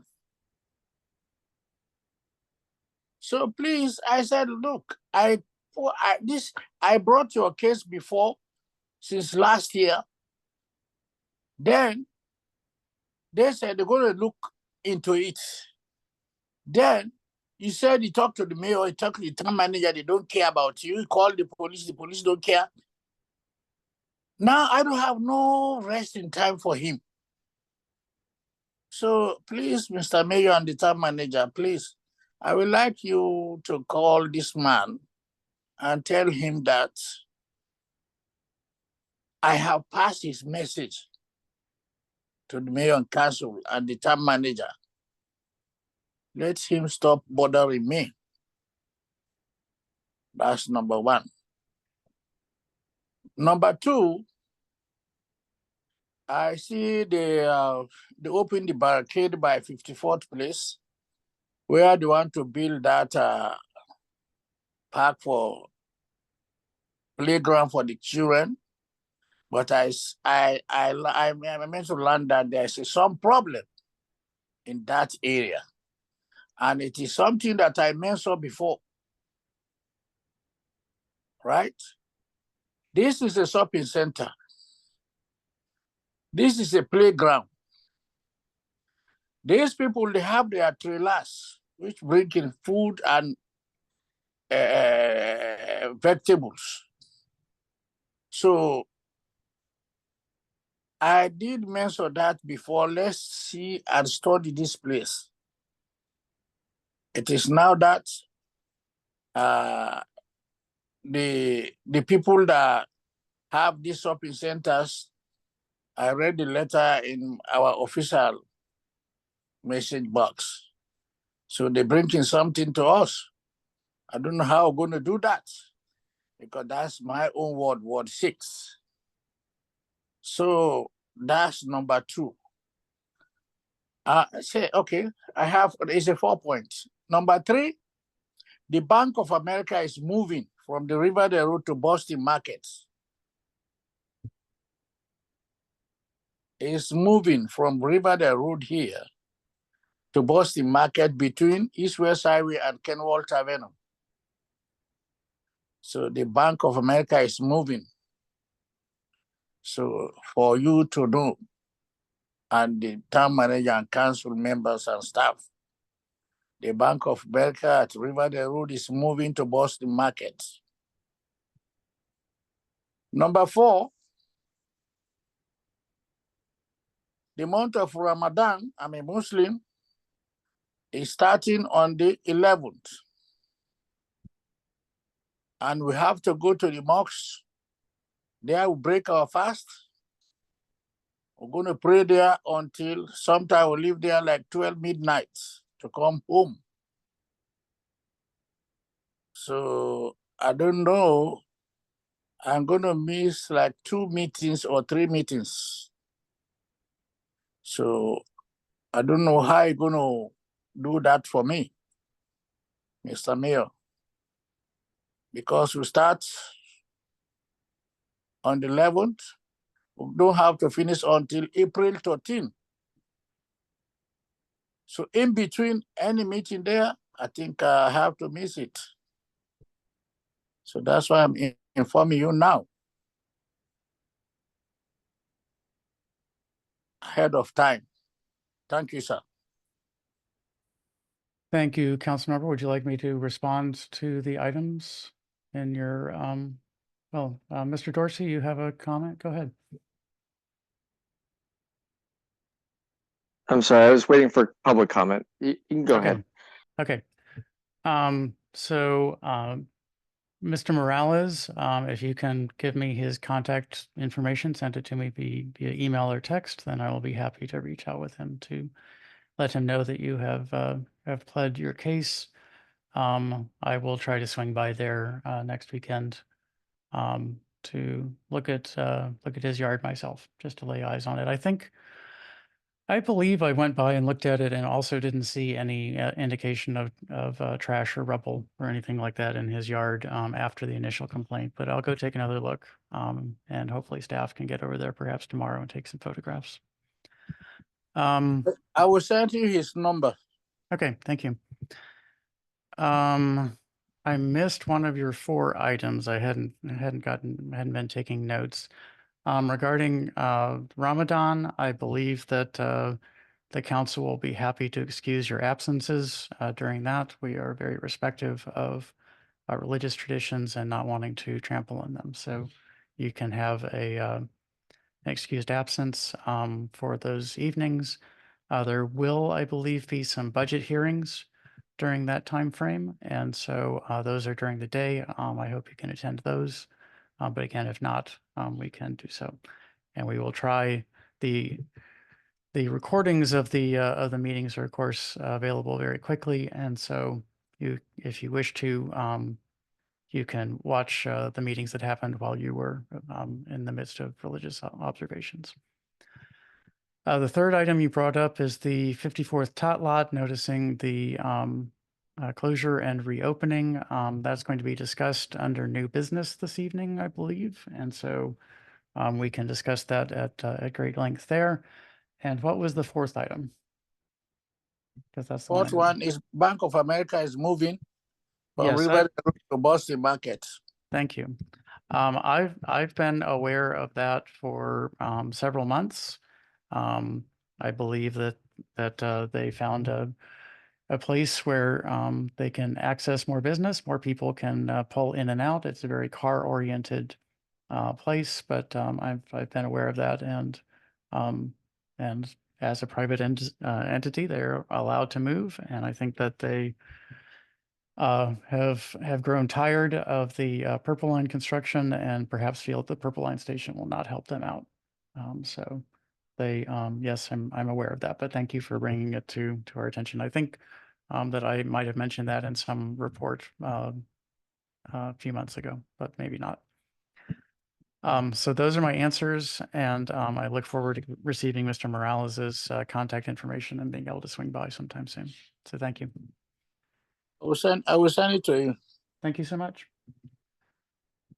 Okay, that concludes council, committee, and ward reports. Next item is public comments on non-agenda items and consent agenda items. Mr. Dorsey, you had your hand up earlier, but so remember that and let you go ahead. Thank you, Mr. Mayor. Appreciate it. I did have a comment, just going back to Councilmember Foe's raising concerns regarding East West Highway, which I greatly appreciate. I know he's brought attention to that in the past. My comments, questions for him are in particular what he believes are the most effective ways to raise concerns or raise to raise issues with State Highway Administration when we see them. I know in our town, our issues tend to be closer to speeding and accidents. However, as someone who commutes on East West Highway, even outside of Riverdale, particularly towards Hyattsville, I also have noticed issues where there are no sidewalks, and unfortunately, I see a lot of young commuters, including children, but also adults, sitting on the side of the road where buses would arrive. So I think this is an issue that transcends just the town, but since he's someone who has raised this issue, and again, I appreciate that, I did wonder if he had any recommendations for town residents to raise concerns with the State Highway Administration, and in particular, what are the most effective ways to do that? Thanks. Councilmember Foe, you want to take that or you want me to take that? I would love it if you would take that, Mr. Mayor. You've been advocating on behalf of East West Highway a lot longer than I. Yes, but not particularly successfully yet. Me either. So I have brought up getting sidewalks on East-West Highway for the entire pathway through town to the Secretary, so the Maryland State Secretary of Transportation, essentially every summer for the last 6 years or so. And they say they have put it on their list for a study. In response to a recent inquiry, the town received a response that that they had sent us a letter perhaps 4 years ago, and that we hadn't responded to it. And we didn't receive such a letter, but we now do have a letter. It is discussing how funding might happen, what the priorities are. And so that's one issue that we can look at. In terms of advocating for having SHA do something in enforcement, better pedestrian amenities, I would recommend reaching out to your State House delegation. So Senator Alonzo Washington, Delegate Nicole Williams, Delegate Ashanti Martinez, and Delegate Ann Healy. I've been able to get more fixes out of them for focused issues. So, you know, if there's a pothole, then that pothole will often be filled within a few days. If I contact one of them, since they set the budget for state highways, then State Highways pays attention to them. So that's my recommendation, is to reach out in that way. Does that answer your question, Mr. Yes, it does, Yes, thank you very much, Mr. Mayor. Of course. Mr. Herman, I see your hand is up. Thank you, Mr. Mayor. I just wanted to point out something else that's a pedestrian-related issue that is something that the town should be quite well aware of, and perhaps a letter from the town would be very helpful and supportive.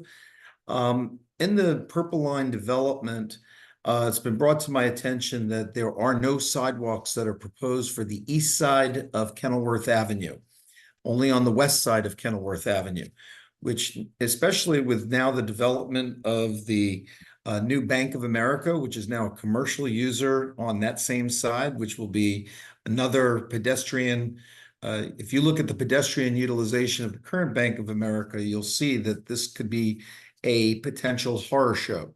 But we also have commercial districts that extend north from East-West Highway on both sides of Kenilworth Avenue. Both sides on Kenilworth Avenue. I would think it would be very helpful. The Riverdale Park Business Association intends to write a letter. We will also reach out to our legislators, but I believe it is not too late to address this issue, because we believe that this is a catastrophic failure, and we are going to see someone killed on Kenilworth Avenue if we don't have pedestrian access there once the Purple Line comes in. I urge you and other members of the council to take consideration of this and direct a letter to the appropriate people, not only from the Purple Line, but to our state legislators. Thank you.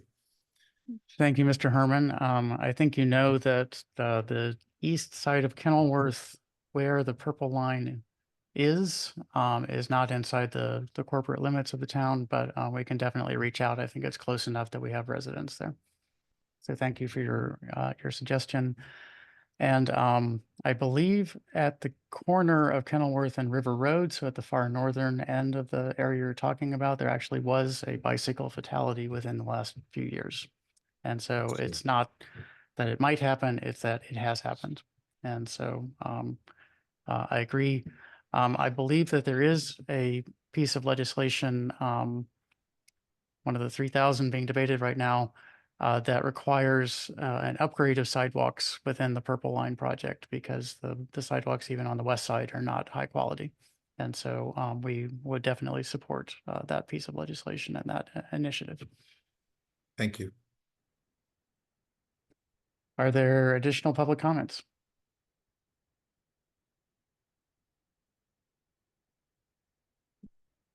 Okay, it's 9:44 p.m.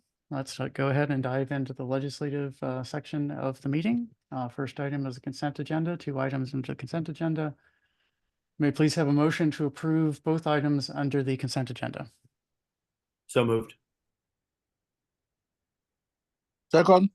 Motion by Councilmember Foe, seconded by Councilmember Kalan. The consent agenda by our rules is neither debated nor discussed, so we'll move immediately to a roll call vote. Councilmember Smith, Aye. Councilmember Foe, Aye. Councilmember Lingua, Aye. Councilmember Inyang. Aye. I presume that Councilmember Mejia is still not with us. Councilmember Kalan. Aye. And I abstain. The motion passes 5-0. That brings us to the consent, let me mark up my agenda so I know where we are. Brings us to legislative action item number 1. May I please have a motion to adopt resolution 2024-R-04, establishing a walk, bike, drive advisory committee. Motion to adopt moved. resolution 2024-R-04 for the creation of a walk, bike, drive advisory committee. Seconded. Motion by Councilmember Lingua, seconded by Councilmember Foe.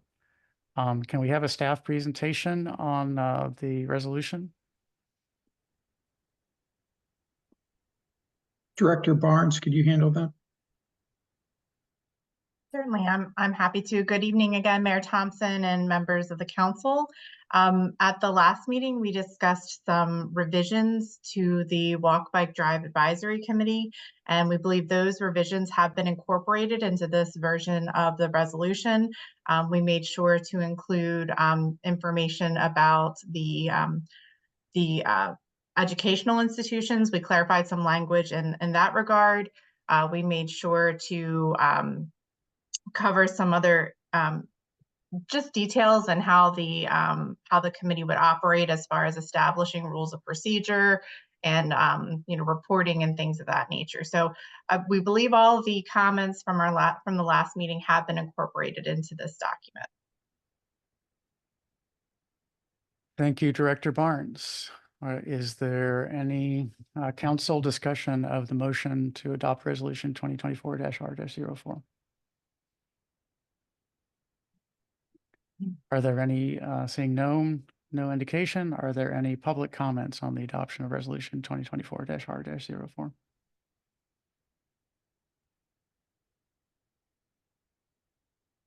Okay, I will make one brief comment, which is that I said last week that we might want to adopt the resolution and appoint members at this meeting.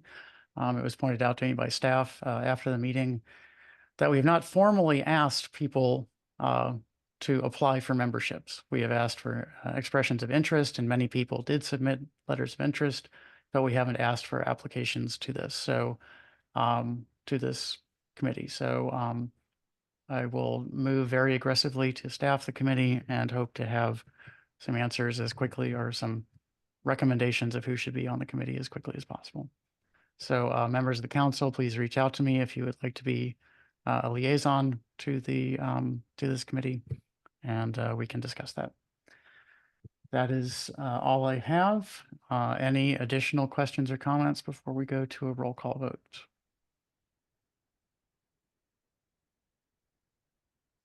Seeing none, I'll go to a roll call vote. Councilmember Smith. Aye. Councilmember Foe. Aye. Councilmember Lingua. Aye. Councilmember Inyang. Aye. Councilmember Mejia is absent. Councilmember Kalan. Aye. And I abstain. The motion passes 5-0. Let's move on to legislative action item number 2, motion to adopt resolution 2024-R-05 regarding a vision and commitment to ethical governance. Can I please have a motion? So moved. Second. Motion by Councilmember Foe, seconded by Councilmember Inyang. Would either of you like to speak to the resolution? Reason for adoption? Mr. Mayor? Go ahead, Councilmember. This is for the purpose of establishing the town of Riverdale Park's vision and commitment to ethical governments. Sorry, I was disturbed by my cat. Is that good? That's good. So I think this is an important vision and commitment statement. As we know, vision and commitment statements are used by town staff when they are generating the recommendations that they make to the council. So I think that this one is particularly important. Staff, were any changes introduced since the last time we've seen this that need to be discussed publicly? I don't believe so. Director Barnes, can you clarify? Certainly, there were no additional changes made. The council didn't recommend any revisions to this vision and commitment statement. That was my memory from the work session, is that we thought it was perfect as it was. So thank you. Are there any additional? Well, I'll just go ahead and move to public comments. So any public comments on the motion to adopt resolution 2024-R-05?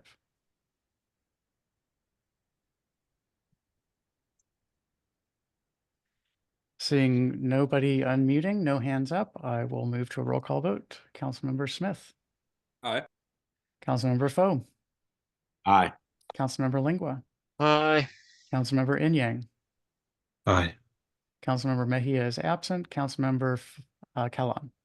Aye. And I abstain. The motion passes 5-0. That brings us to legislative action item number 3, a motion regarding street closures for Riverdale Park Station, Cerulean's 5K St. Patty's Day race for March 16th, 2024, from 8 a.m. to 9:30 a.m. I'm going to ask for a staff presentation on this before asking for a motion, because things have been up in the air, and even I do not know exactly where we are at this moment. Director Barnes. Good evening again, Mayor Thompson and members of the council, members of the community. At our meeting last week, we discussed the proposed route for the event, the special event that's occurring on March the 16th. In the early morning hours from 8 a.m. to about 9:30 a.m. Staff shared with the event organizers the concerns that the council had raised regarding the route, and I am pleased to announce that the event organizers amended their route, and so we have a whole new course for the event. And Ryan, if you could scroll down to the next page, that should be an outline of the course. So it's a direct in, direct out kind of course. It looks pretty reasonable. Staff don't have any immediate concerns about that. Today, we did connect Councilman Olson's office with the event organizer, just in case there was some assistance needed for the revisions to the special event permit, but we haven't been made aware of any sort of concerns otherwise with regard to the permit. Thank you, Director Barnes. I reached out to Councilmember Olson over the weekend, and he assigned his chief of staff to expedite the process if necessary. So I'm hopeful that this event can go forward as described this evening. So now that we have that in place, would someone like to make a? I need to get the memo up. Motion to approve street closures as delineated on the map. Starting, did they have a recommended time frame? Presumably starting sometime before. So well, let's just say 7:30 until 10. That gives them a half hour on each end, should anything need to be done. But it will be, as described in the work session, a sort of rolling closure. So it may not be that we'll be there, but we will authorize closing as necessary. So would someone like to make a motion to authorize closing of the pathway described, contingent on approval of the new event permit? So moved. Seconded. Motion by Councilmember Inyang, seconded by Councilmember Foe. Is there discussion of the motion? Just, I want to thank town staff for getting involved and sort of working to find a more equitable, sensible solution. I know it's not easy.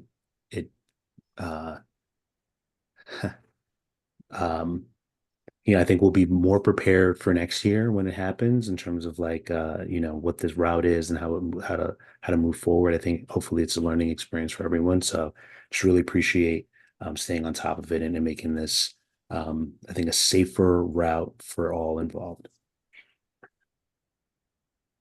Thank you. Is there additional council discussion? Councilmember Lingua, you're unmuted. Go ahead.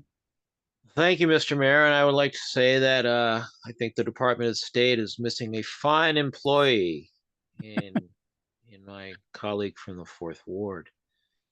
Because that was very politely put. To be more blunt about it, I think going forward, while I commend the idea of a race as such, it's the timing, the preparation, the presentation to us, that being the town, as well as county council member's office, in terms of putting together a course, getting the proper closures, et cetera, whereas this time it's been something that it's been thrown at us close enough to be considered the 11th hour that, groups in both camps are having to set aside other things that need to get done just to address this, when really this is something that should be in the bag, known, ready to go prior to the holidays. I think this is something that needs to be made known to those planning for future 5K runs. In particular, also trying to find a more visually interesting course for the runners participating. I know if I were a runner in a race like this and saw this course, I would be wondering, why did I get up this early? I'll leave it at that. Thank you, Councilmember Lingua. Any additional council comments? Any public comments?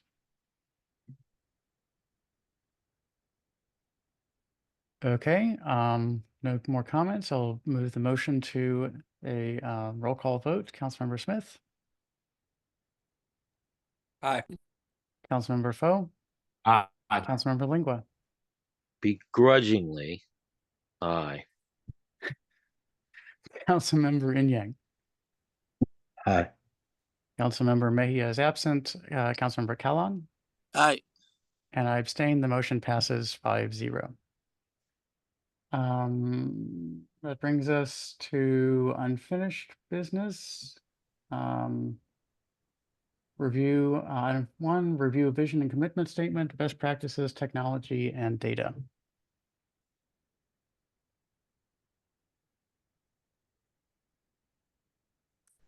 Good evening again, Mayor Thompson and members of the council. This item had some more significant revisions since the last time we spoke about this. However, we do believe that the thoughts and the feelings of the council were incorporated into this revised document. We talked quite a bit about the different types of data that's available, a bit of finding balance with data privacy with regard to having MPIA, as well as recognizing that data as a byproduct of providing municipal services. So there were some additional whereas clauses included, some revisions to remove some of the organizations that were listed previously. Again, we're just seeking direction from the mayor and council as to whether this is ready for adoption at a future meeting. Members of the council, any feedback on this draft? Is it possible to scroll down?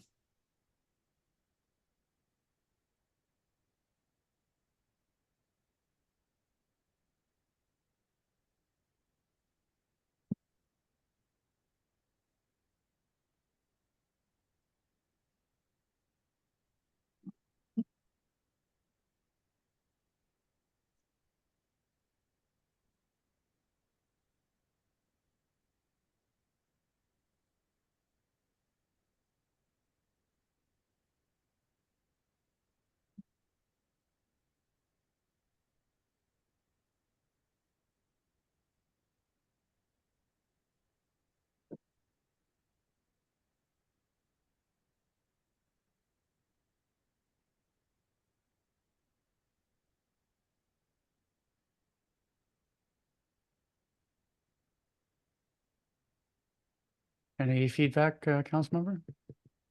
Yeah, I think I appreciate the updates as it sort of incorporates a lot of the things we've talked about in the past. My first thought was, we don't mention AI specifically in here. And part of it is like, should that be included? Is that the technology of the day, or is it more than that? I mean, I wrestle with that every day, every single day. So not to bring that on you all, but if without forcing it in, I think the larger point of just like I think it is something that as a town we'll need to wrestle and grapple with it. And I think even if it's sort of like embracing it, whether we understand it, like the general sentiment, it's not going away. And at the same time, on the federal level, it has its own issues, and it may not trickle down to Riverdale Park in the same way in terms of like causes of concerns. But I do think that there is an opportunity to, I would say, in terms of like a visioning, that we sort of, look to understand and embrace where it makes sense, something along those lines. Because I firmly believe it's going to be here to stay, and will fundamentally change the way we approach certain things. Everything from how we disseminate information to our residents, from our website to a bunch of things. The mayor, you talked about another town using it for budget stuff. That may not make the most sense now, but I can see in a further iterations that other things that we do that spend a lot of time, are there opportunities for us to use, generative AI to change the way we do business. And so embracing a vision that sort of embraces it with an understanding and an even hand approach, I think would be helpful. Okay. I think that that there are definitely places where AI can be extraordinarily informative, and the main question I had for the mayors at that meeting was, what are you doing right now, and trying to figure out what ideas I could recycle or borrow from them. And it seemed that most of them were very early in the phases of doing things, but I've heard about, AI recognition of for instance, parked cars and sidewalk widths and things like that. So being able to scan a neighborhood and figure out places that a tree might be a little bit sick and might need to have some attention from Public Works or things like that. So I think that AI can be part of practices. I think that at least at the moment, it's a good idea for a natural intelligence to take a look at the AI output and make sure it's reasonable before just implementing it. But I agree that it's an important thing. Any other council input?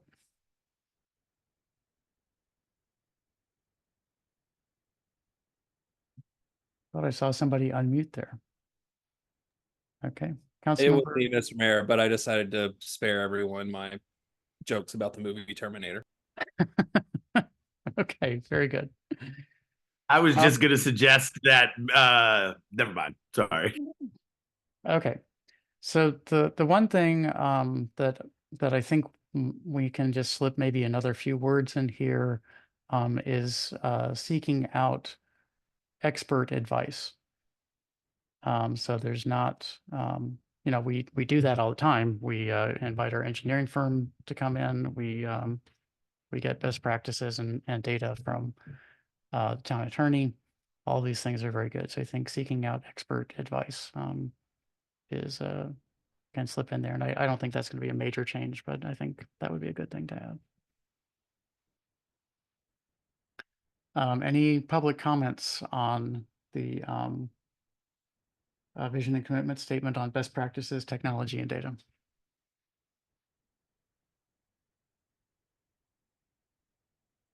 Okay, I think we're getting close. I think maybe in April we can adopt this one. Okay, move on under unfinished business. Next item is Riverdale Park Community and Municipal Center project update. Since last Monday, where I reported that we had been working closely with Congressman Ivey's office, then I have done nothing because we had a closed meeting on Wednesday and I had the Mayor's Association two and a half days after that. And so, so I haven't done anything. Staff, is there any updates from staff on things that might have happened? Just a reminder, we did have those letters go out. Yes, that's correct. Those went out about the time of the meeting, so I wasn't sure whether I'd reported on that or not, but they were Yes. fantastic. And for clarity for everyone in the public, those were letters to Senator Cardin's office, Van Hollen's office, and then Representative Hoyer's office and Ivey's office, asking for a coordinated meeting of their staff, along with the mayor and town staff, to try to get this moving. Okay, thank you very much. Move on to new business. Item 1, bulk bike drive safety initiative, speed camera residential zone. Acting Chief Turner, if you can walk us through this concept. Yes, sir. Good evening, Mr. Mayor and members of the council. No formal action is requested this evening. Instead, staff seek an opportunity to brief the mayor and council on proposed changes to the Town Code Chapter 64 to allow for residential enforcement districts. The current Town Code 6420 school zones established designates the school zones for speed monitoring as defined in 64-21 school zone speed monitoring systems. State law permits speed monitoring in school zones on Monday through Friday during school hours. To ensure the health, the safety, and welfare of residents, as well as visitors to the town, staff recommend that the council consider amending the town code to include residential enforcement districts. The change to residential enforcement districts would allow for automated speed enforcement every day at all times. While a current speed monitoring program may serve effectively during the weekday, during school hours, it does not allow for enforcement at night or on the weekends. The change would support the town's vision and commitment to transportation, as well as the walk, bike, drive safety initiative. Through modifying drivers' behavior 24 hours a day, 7 days a week. Several of our neighboring jurisdictions have already made the switch to residential enforcement zones, such as the city of College Park, the city of Bowie, the town of Cheverly, and the town of Evanston. The proposed change to residential enforcement districts would not affect River Tech Court, which will remain a school zone, as it is non-residential. And at this time, the town is not seeking to add any additional automated enforcement camera locations. And with that, I'll take any questions, please. Thank you, Chief Turner. Council, do you have questions for Chief Turner? Mr. Mayor? Go ahead. I guess until now I didn't put 1 and 2 and 2 together, that we bring in about $1 million a year in ticket revenue only Monday through Fridays during school hours. Correct, 6 a.m. to 8 p.m.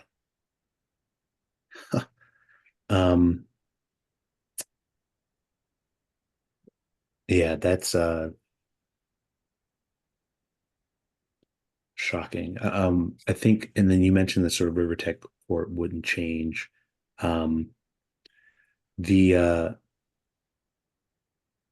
Where are the other locations for cameras? So just to clarify, River Tech Court would not change. It would stay a school zone. Yeah. The other locations are Good Luck Road. Okay. East-West Highway, eastbound and westbound, in the 5,000 block. And then the 5,000 block of, or 5,100 block of Riverdale Road by Riverdale Elementary. And then Taylor Road as well. So those locations, except for River Tech Court, we're proposing to change to a neighborhood enforcement. And why not River Tech Court? Is it just because there's not, I mean, people live behind the school? Like Correct, but there has to be a I'm sorry, I didn't mean to cut you off. No, you're probably going to answer my question in terms of like what constitute it being residential enough. Correct. The law requires a home to be 300 feet from the residential enforcement zone. 300 feet. Okay. Thank you. Additional council questions for Chief Turner? Are there any public comments or questions for Chief Turner on this topic? Sorry, Mr. Mayor. Councilmember Smith, go ahead.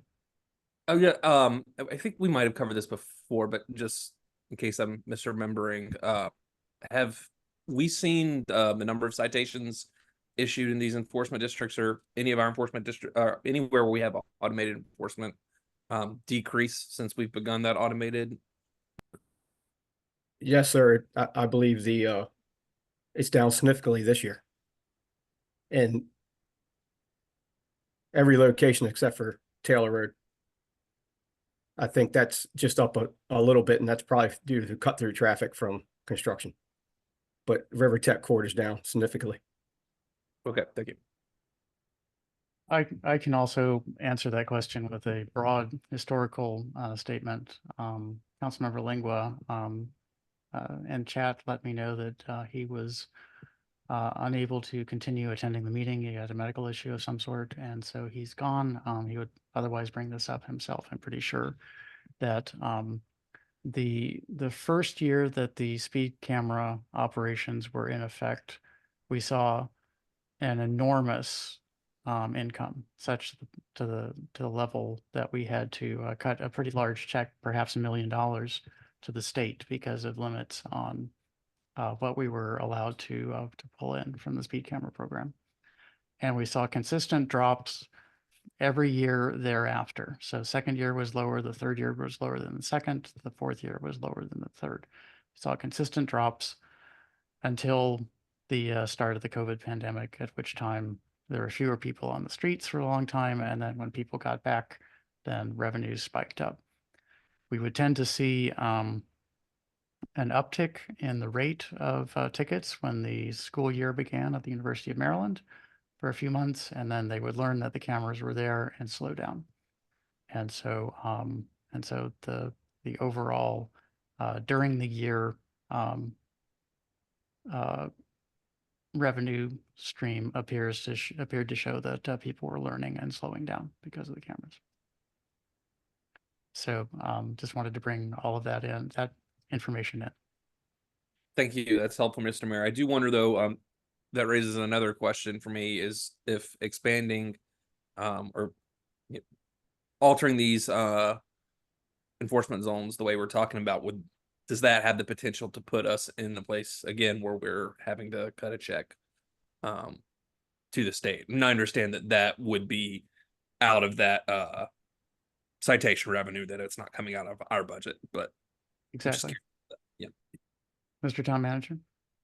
That's possible. The only numbers that we have so far are on the cameras for East-West Highway, because while during non-enforcement hours, there are no pictures being taken, we do know how many vehicles exceed the speed by 12 miles an hour. And Chief, correct me if I got this incorrect, but it appears that we have more folks exceeding the speed limit during the evenings and nighttime hours and on weekends than we do Monday through Friday during the daytime. That is correct. And I believe the mayor was touching on that as well, that once people know the cameras are there or they know they're not enforceable, they speed up. And so we would expect to see a drop after enforcement, but here's some information. And it's broken down. Is this broken down by camera, this particular one, Chief? Correct. Yes. So on the left is eastbound, on the right is westbound, I believe. And that's for the month of November. And if you go to the next one, if you go all the way to the end, I think it's 3 months together, correct? Right. So keep going down, Ryan. and that's January. One more. And there's November through January. You see there's more vehicle speeding during those hours. If funds had to go to the state, that would be unfortunate, that so many people would be driving above the speed. Yes. And just to put this in perspective, 6 a.m. to 8 p.m. is 14 hours a day. 5 days a week is 80 hours. So that's almost half of the hours in the week, 168 hours in a week. So the fact that there are so many more people violating it outside of hours, and the rush hours are entirely contained within the school hours. So yeah. So for the clarification there, and thanks everybody for coming prepared for early questions from Ward 1 on automated enforcement. I appreciate it. I really do. Well, one of the bills that's in the legislature right now is Prince George's County only bill that would allow automated enforcement for lots of other things besides speed, and so we're going to have to grapple with that question if the bill passes, which I'm not sure the status. I asked Delegate Healy, but she was in a hurry to get to a meeting, and she basically said, it's making its way through. Talk to you later. So not sure what the status of that one is. I look forward to grappling with all of you. Okay, very good. Any other discussions? Mr. Town Manager, you have your hand up. Yes, Mr. Mayor. Staff, while we're not looking for an official up or down vote, we are looking for whether or not there's general consensus to explore this. We've heard from some council members, or we to assume that there's general support to explore this type of a program shift. Council? I would support the exploration. I would as well. Yeah, I'm, of course, generally skeptical of these things, but would say that the data presented here, is compelling. So I think it's a good idea to begin that exploration. Councilmember Callan, do you have an opinion? No, I have nothing to say about this. Okay. I think I'm certainly interested in having more information about this, and particularly exploring whether the revenue limits are set up the same way that they were for the school zone speed camera, whether that's different, and any experience that we might be able to ask about from the city of College Park. I know that they have had, or are other municipalities nearby that have done this. I know that College Park had this for their speed camera program from day one. So when it started up for the rest of the state, that was only during school hours. Then they said, well, school hours at the University of Maryland are from 12:01 a.m. to 11:59 p.m. And so we'd like to have it 24 hours a day, and they got it.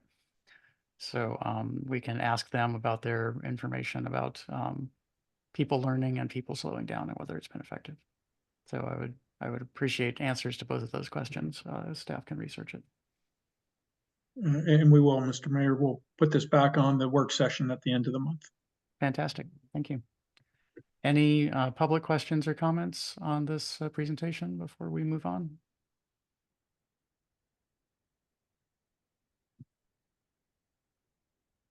Okay, let's move on to new business item 2, Walk Bike Drive Safety Initiative, stopping, standing, parking, and bike lanes, amendments to Chapter 64.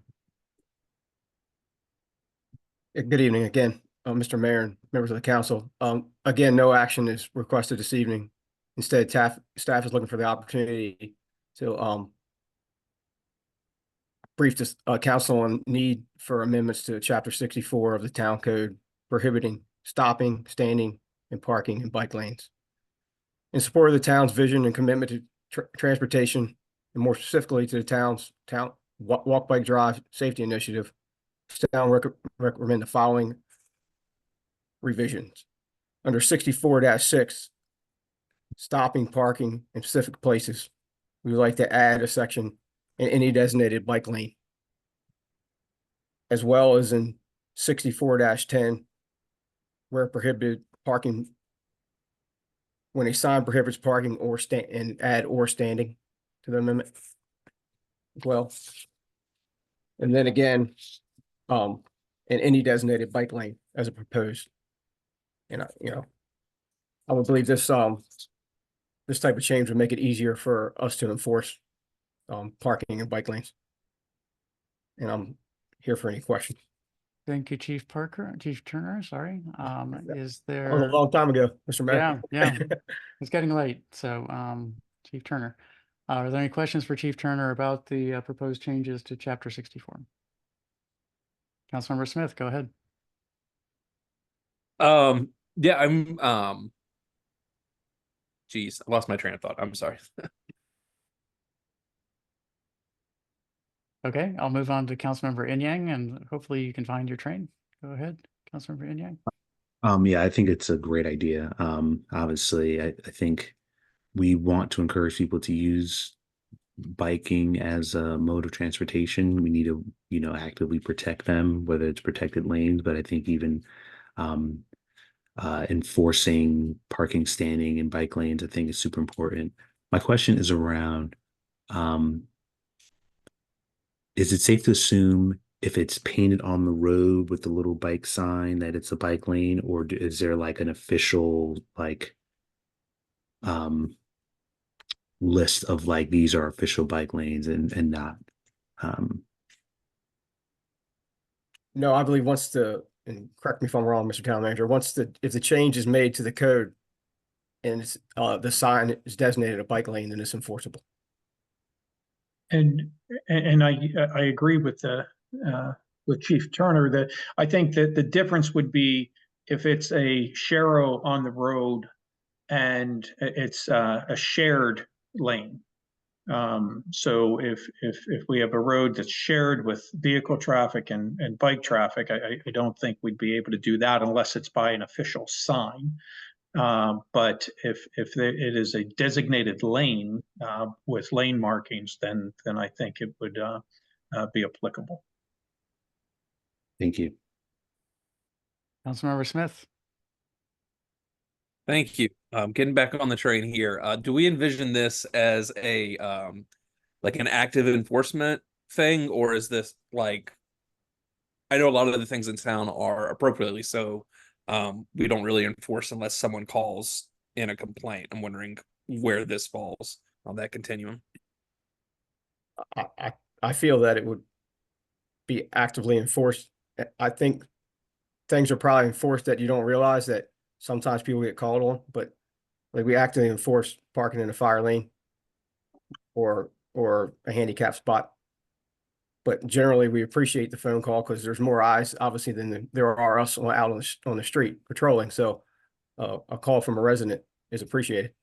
Yeah, no, I understood. I think the fire lane example is an instructive one. For like, is it that or more like a vehicle that hasn't moved, parked on the street for a number of months at a time, right? Like a lot of times that's not really an issue for us, unless it's called and reported. And I think, would defer to the judgment of the department on that. I was just curious as to how it would be, how we were envisioning that. I feel we'd look at that more of a safety concern because obviously the bicycle is like a pedestrian and a 3,000-pound vehicle. Yeah, sounds great. Thank you. Yeah, having to swing around a parked car out into the traffic lanes to continue moving is not a safe thing to do. So appreciate that, Chief. I presume that's a legacy hand, Councilmember Smith, that you're holding up. That you got your question answered. I had a question, but I'll reach out later if I think of it.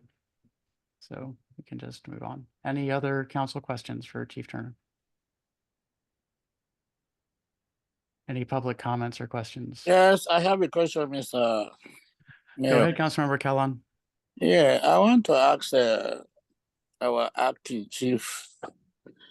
All this I have from F to Q. I don't know on which street are these laws apply to.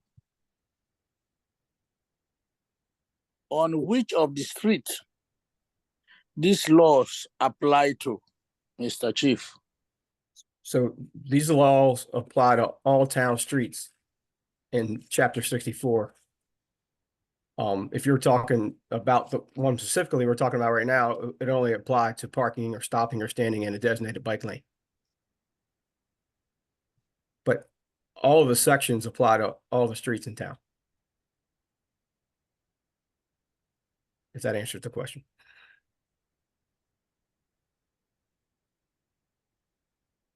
Does that answer your question, Councilmember Kellon? I think he answered a little bit. We will study it, and next meeting, other question will come. Okay, very good. Okay, Mr. Mayor. Yes. How long is it going to take somebody's acting without confirming the person? So Councilmember Kellon, that's a decision that's left up to the town manager by our charter. And so we do not have a say in that unless you want to go to amending the charter. It's a decision made entirely by the town manager. Well, town manager, did you hear what I said? I heard you, sir, yes. Yeah, because our chief is not there anymore. And Mr. Buhari is acting. When are you going to confirm him?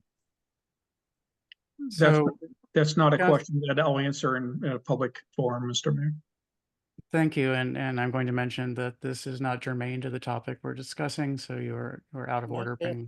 I would like to see him confirm. Thank you. Thank you. So I remembered my question, which was that there's a piece of legislation, again, I don't know its status, to make it illegal to drive in a bike lane that's working its way through the legislature. And would that also be an amendment to Chapter 64? Is that a different chapter, or do we need an amendment at all, since that's would be the state law? That would be the transportation article. We would not need an amendment. Okay, fantastic. Appreciate that answer. Okay, any additional questions before we move on to our last item of new business? Okay, last item of new business, construction of 54th Place Tot Lot, reported concerns. Is there a staff, I saw there's a staff memo on this, Mr. Town Manager? Yes, Mr. Mayor. And I think this memo got caught up in the issue we had with the Dropbox as well. So my apologies on that. So as the council and the community is aware, there's a CIP project. It's project 22 PW04 that is to construct a tot lot on 54th Place. And so the town first began planning this project in 2021. And when complete, it would deliver a necessary amenity to the neighborhoods east of the river.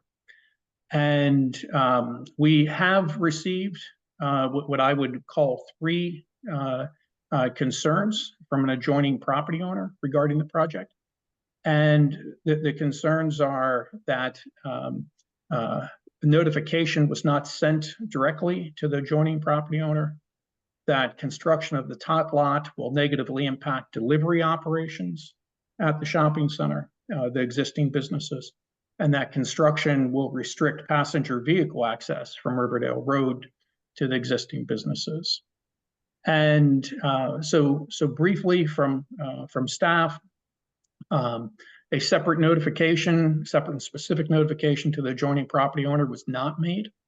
The town was advised by the town attorney, and we followed a transparent process, met the legal requirements, and but it did not include that separate and specific notification. If we were to send that, it would have occurred back in the late spring or summer of 23, back when we had the public hearing about the alley closure. There's also a concern about operations in terms of delivery operations, supplies and product to existing businesses. So we were advised that by the adjoining property owner that the closure has interrupted some deliveries. And more specifically, that tractor trailers, the large tractor trailers, 53 feet, regularly utilize the alley. So staff went and met with the management from the largest business that's currently open on the adjoining parcel. And staff learned that some delivery drivers did complain about the alley closure, and some vendors opted to send smaller trucks. As explained to the town by the business, the driver complaints were more about convenience than necessity, as some drivers use the alley to return to Kenilworth northbound. In support of the existing businesses, the town has temporarily reopened the alley to allow for time for the businesses to be able to adjust to anticipated permanent closure. Additionally, to ensure that the town fully understands the space use and limitations of the alley area or former alley area and the related intersections, I have authorized an engineering firm to complete a full analysis. We expect to report back around March 20th. I will say that along with other staff, I was in a meeting with the engineers, and they questioned whether such large trucks can safely navigate the intersections without driving on the opposite side of the road and without driving on public sidewalks or the traffic islands in the adjoining parking lot. The third area of concern that was shared with the town was the passenger vehicle access. The town was advised that the closure will cause a lack of access by passenger vehicles. While it's accurate that the alley will reduce the passenger vehicle access from Riverdale Road, there are 5 existing access points along Kenilworth Avenue. Attached to this memo is the public outreach and engagement actions. It's a 3.5 page document listing how we did engage the community on the project. And staff are here to respond to any questions or concerns. Thank you, Mr. Town Manager. I know that there is a lot of emotion tied up in these topics and the concerns, and would like to remind the members of the council and the members of the public who are all honorary members of the council of the rules of decorum. Need to focus on the issues, on the proposals, on the policies, and not on personalities or motives. So with that, members of the council, are there any questions or comments you have for the town manager or on this topic in general? Yes, Mr. Mayor. Councilmember Callan, go ahead. You see, since onset, I was saying something about that place, because what is going to happen, first of all, the traffic going to congest when the construction starts. That's 1. 2, the residents, they will cut them off from 50 Riverdale Village apartment. That's 2. 3, these heavy trucks are coming to supply. These trailers, they have to have a good movement to turn. If they don't have a good movement to turn, it's going to be a problem. Then 3, in case this construction, this park was built, children are running everywhere, they're playing. Let's think about their safety again. That's very important. And the business people, I read the letter that they sent. And if you look into it, is very serious. So I don't know how the town manager and staff are going to do this, because safety concern is very important. So this is my own take, Mr. Mayor.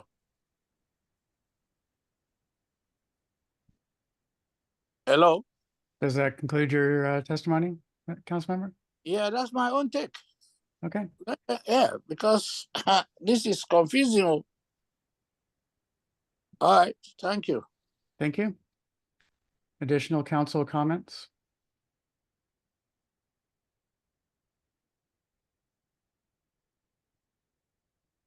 Okay, I'm not seeing council comments. So open it up to members of the public. Mayor Herman, go ahead. Thank you, Mayor and members of the council. I'm a little concerned that we are over 3 hours into a meeting and 1/3 of the council is no longer with us.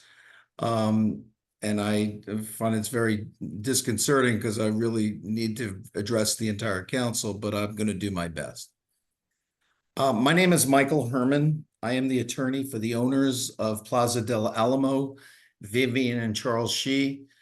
Councilmember Kellen, I am the author of the letters that you made reference to. I am also a former councilman and mayor of the town and current president of the Riverdale Park Business Association. I want to thank the mayor and council for placing this matter on tonight's agenda. And although I know that the staff is not recommending any action, we are going to ask you to reverse the closure of 54th Place for the creation of a tot lot, and for reasons I will explain herein. The tot lot, as you know, has involved the very recent closure of 54th Place, and as of very recently, reopened temporarily. Since the road was blocked off on February 1st, 2024, this has had a tremendous impact on existing businesses in the Plaza del Alamo and its customers. I am quite certain this was an unintended consequence, but it has prevented deliveries in some cases and had other impacts as well.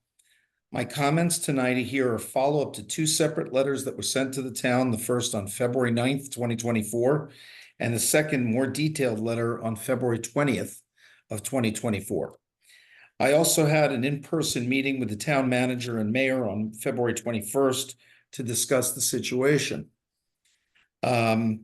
The action by the council to close 54th Place has had significant economic and non-economic questions and consequences for my clients who have been property owners in the town of Riverdale Park for nearly 40 years, and they are one of the larger property tax payers in the town of Riverdale Park. I was contacted by them immediately after the barricades were erected on February 1st. I hope that you had an opportunity to review my earlier letters to help set the table for my request at tonight's meeting.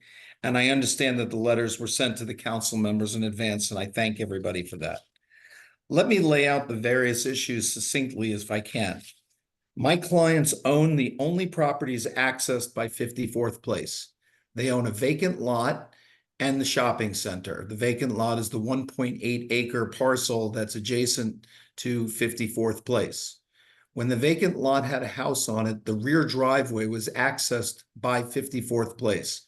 The only other property abutting 54th Place is the adjacent apartment building that the councilman spoke of, which has never had access to 54th Place since there is a separate driveway to access it from Riverdale Road, and there is a fence that actually separates the property from 54th Place. Delivery vehicles to the shopping center access the back loading docks from both Kenilworth Avenue and 54th Place. Customers access the shopping center from both streets as well, and some even use the alley entrance. If you're familiar with the alley that is just behind the stores at the intersection of Kenilworth Avenue and Riverdale Road, there's an alley there that goes to the back of those stores abutting Kenilworth Avenue that you can also access the shopping center from.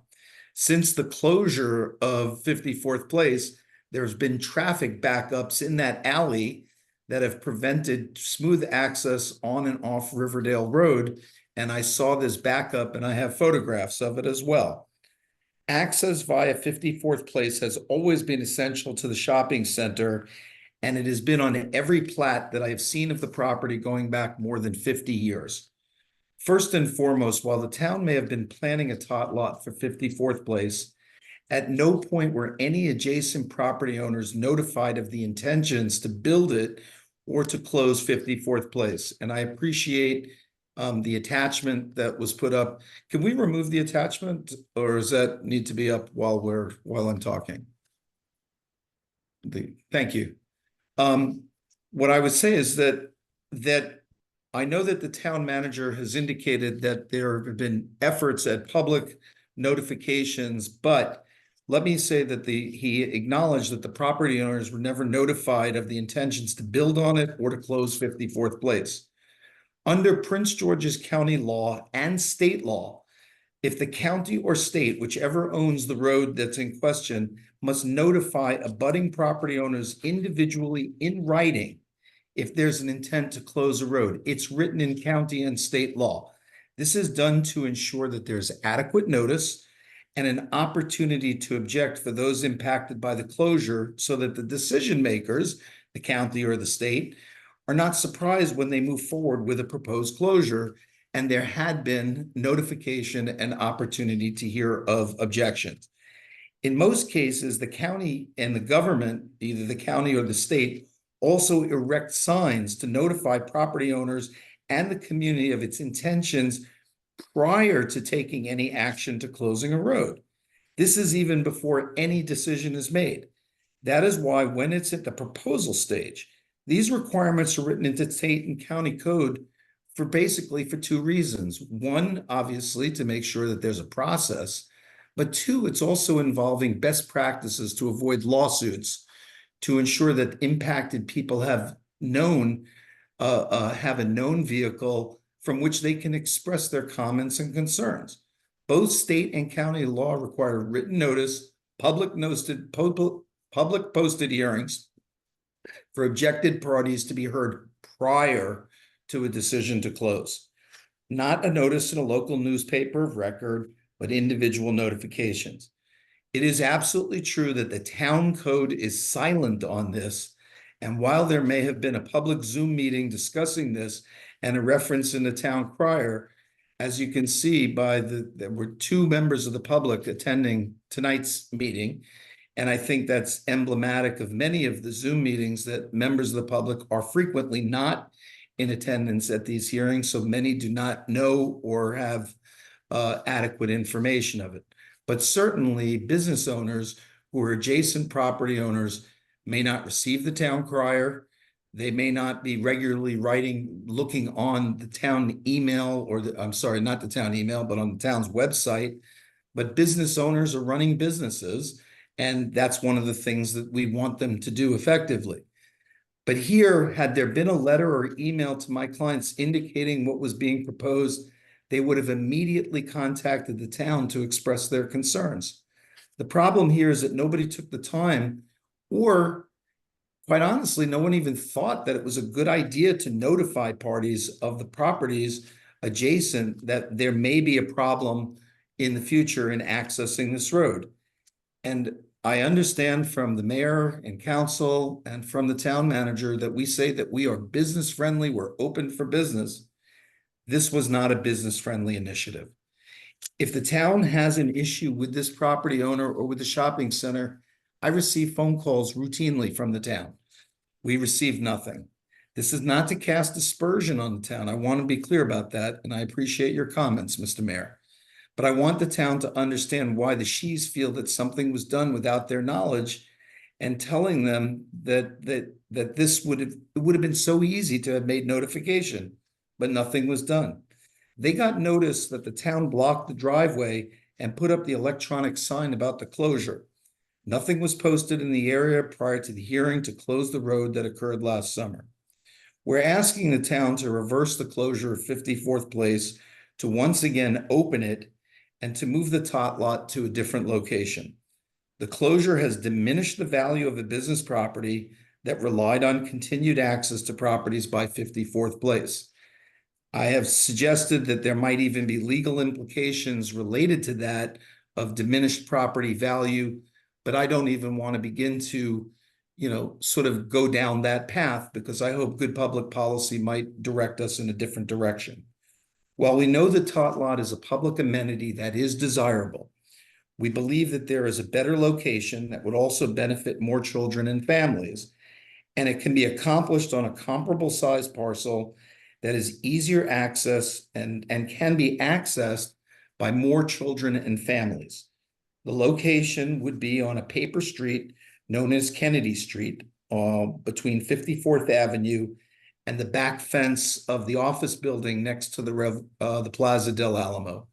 The town owns a portion of it and has a right-of-way, a 30-foot right-of-way, equivalent in width to the size of 54th Place that is proposed to be closed.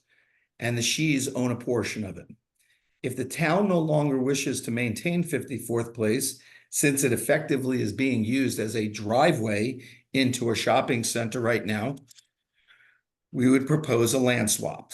Now, some of my comments now might echo and augment earlier comments that were made at another meeting, but I'm not going to get very specific on the details, but I do think it bears importance in making disclosures that this actually may also adversely impact a commercial development of the 1.8 acres, which does have a very significant impact, not just for my clients, but also for the town as a whole.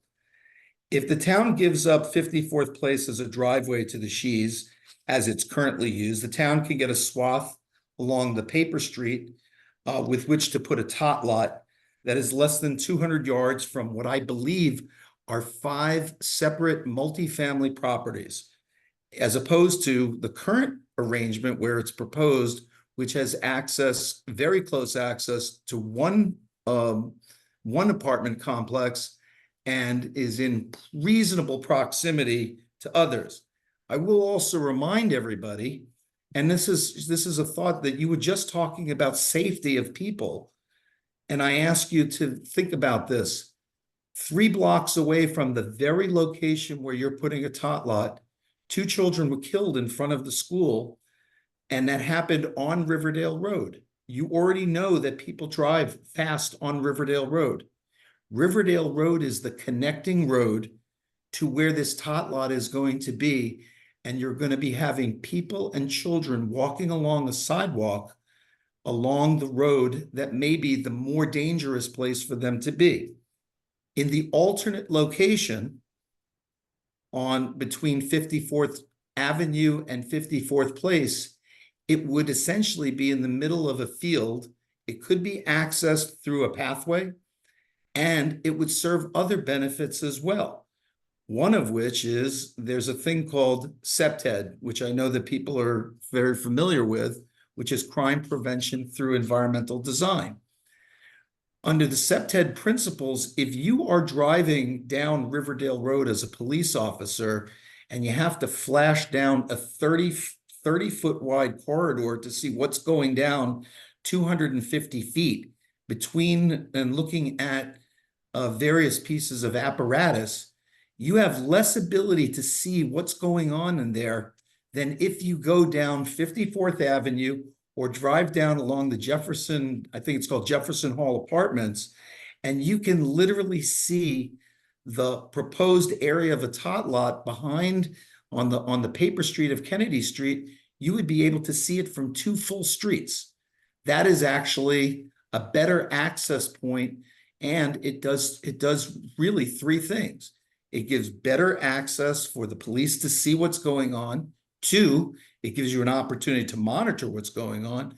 3, it will help clean up the area that you refer to as the cut, because it would involve less what we'll call less desirable activities to be going on, because there'll be more activity of desired activities going on. But the other benefit is that children would be coming off residential streets not a main street known as Riverdale Road, which has both commercial and non-commercial traffic on it. But let me say this about the development of the parcel, which was, it dovetails with, again, some earlier comments that I made. And while I understand that some grants might have to be reprogrammed or delayed by your construction till later in the year or potentially next spring, let me reiterate one very important point. My clients did not create the problem, but now they have inherited it. I don't know if it will have financial impact, and I hope we can discuss this because you're effectively asking my clients to accept a financial impact without compensation. What is fair and what should be is just is what should be considered.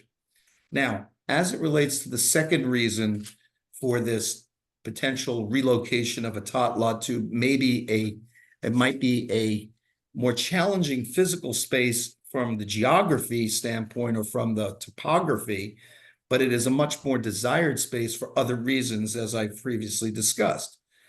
But it's also going to create an opportunity if we do this swap or switch the locations of the tot lot.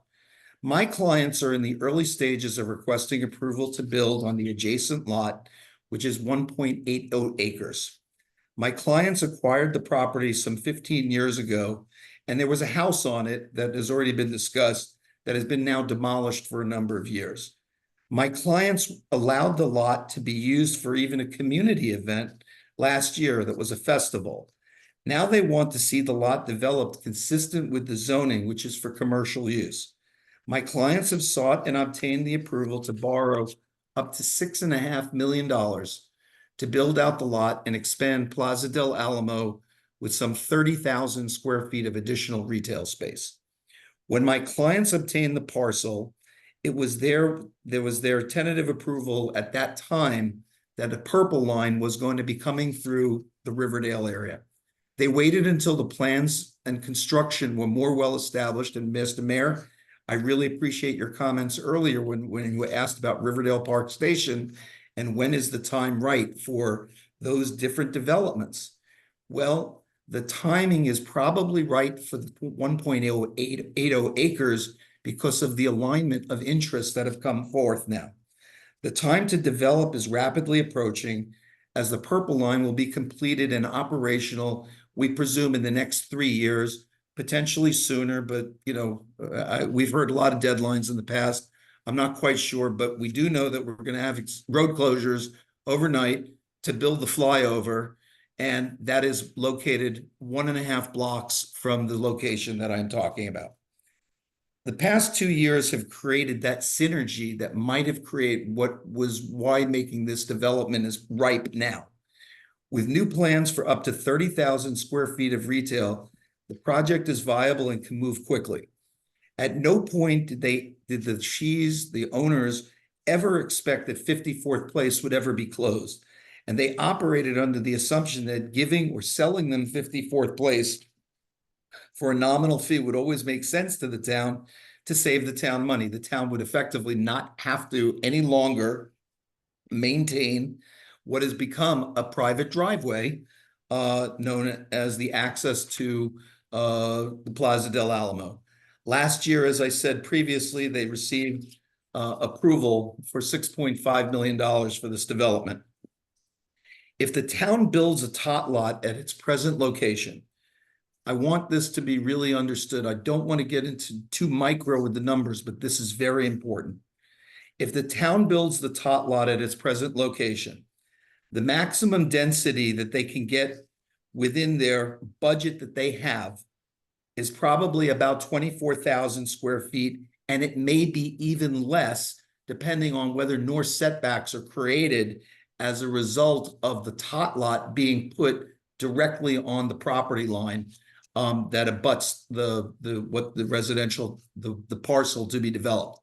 If fully developed, 30,000 square feet could be generating, and that would generate an additional, we estimate somewhere between $40,000 and $50,000 a year annually to the town in new property taxes. I too am concerned about the issue that our town manager spoke of the unrealized economic potential if there's a greater build out at Riverdale Park Station. We knew in the town, we knew that when we were making that incremental financing, we knew that we were going to be surrendering some of our property taxes, but that made that development work. The town doesn't have to make such a financial investment. Perhaps here, we're not talking about asking the town to contribute $400,000 a year for 12 years to make this happen. But I will say that by reducing the space for available development, it potentially increases the development cost to over $275 per square foot, which makes the project arguably not viable. The only option would be to go vertical, but that's going to cost a lot more money and potentially involve a smaller footprint, but then there would be additional parking requirements. Either way, the numbers make it harder and it may make the project not viable. We proposed a land swap and moving the tot lot to a more visible location that you know. And we believe that that is an alternate location that could work, and the town already has either existing land or right-of-way that it could access. We would suggest that the land swap could work. It's safer, it's a better location, and it's in a place that can be visually seen from adjacent streets by law enforcement, whereas the proposed lot is impossible to observe by law enforcement driving by. And of course, the main purpose of that tot lot is to provide a community space for people to be safe. And I do remind you that Riverdale Road at that location has a lot of traffic as compared to 54th Avenue and walking up sidewalks of a residential street into a larger space. I regret the delay in the tot lot development, but it was only proposed officially less than a year ago, and the town has been purportedly searching for a space for a couple of years. At no point did they ever approach the Shees or anybody to say, hey, this might be an alternate location, let's do something. I'm going to ask you to try something new and innovative and build a better and more lasting park that will have greater utilization and be safer for the children and families accessing it, and also not to create diminished value of property for my client. I am actually asking and making the request of the town, and we are making the official request of the town to reverse your prior decision to close 54th Place to allow for these other alternatives to be approached and to go back to the drawing board, because quite honestly, again, I'm not going to sit here. Everybody knows I'm a lawyer, but I'm not going to sit here and talk about the concept of a taking. I don't want to go there. I just think good public policy would suggest there's a better way to do this. And I'd be happy to answer any questions, Mr. Mayor and members of the council. Thank you, Mayor Herman. You still retain the title. Thank you, sir. Appreciate you keeping your remarks at around 20 minutes. I was going to tap in and ask you to wrap up, but you wrapped up, so that's good. Members of the council, do you have questions for Mr. Herman? Do you want to discuss this among yourselves? Does someone want to make a motion? Where do you want to go from here? This is new business, so anything can happen. Councilmember Smith, your hand is up. Go ahead. Councilmember Herman, can you take your hand down just so I'm not distracted? Oh, my apologies. I know you're there. Let me find where it says I lowered my hands. Thank you, sir. Of course. Councilmember Smith, go ahead.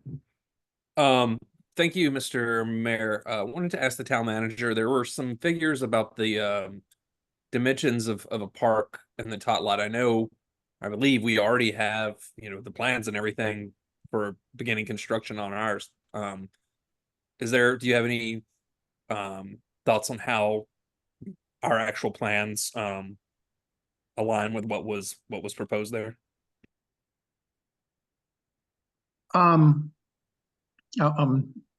just thinking through my response, because certain things have been discussed in open session and others not, and we have to make sure we. Mr. Town Manager, my suggestion would be that if you believe that something was discussed in closed session, should there be some closed session item that you want to elucidate, then simply start discussing it here as you see fit. So But ask it as if you did not hear anything in the closed session. yeah, so I will say this in direct response to Councilmember Smith's question. Separately from any council meeting, we had explored having a tot lot on other locations to include on the town's paper street known as Kennedy Street. And actually we just got an updated number from the engineering company that did the design. And contrary to what was placed in some letters, there is a grade issue for a good piece of the property and will require a retaining wall, will require utility relocation. And the ballpark price that we were given by the engineering company is 1.5 million to place the tot lot at that other location. And I believe our budget for the current is about 700,000. Yeah, I'm sorry. I was talking about the 54th place site, and apologies if I heard Mr. Herman wrong, but I thought I heard like an assertion that a park in that space could only be a certain number of square feet, a certain amount of dimensions, depending on whether or not additional setbacks were necessary. It sounds like everybody's looking like I heard wrong, so I'm perfectly willing to concede that's what happened. Well, I'm sorry. Do you want me to address that? Because I think I understand what he was alluding to. I'll recognize you, Mayor Herman. Go ahead and answer. Thank you. Please be brief. What we were talking about is the width of that street is 54th place is 30 feet. What we're saying is that if to develop to the tot lot would be impossible, there will be setback requirements. And what we're saying is that it could, if the tot lot is there, it will adversely affect several parts. One, there's requirement for parking behind because they need the parking. So that would be perpendicular to what is 54th place. But if you put the tot lot on 54th place, then there's going to be setback requirements from that, which would adversely affect the development. That's I misunderstood what you were saying there, but now I get it. I was thinking about setbacks going the opposite direction. But yeah, so I misunderstood. Sorry for taking everybody's time. Are there additional council questions or comments? Mr. Mayor? Councilmember Inyang, go ahead.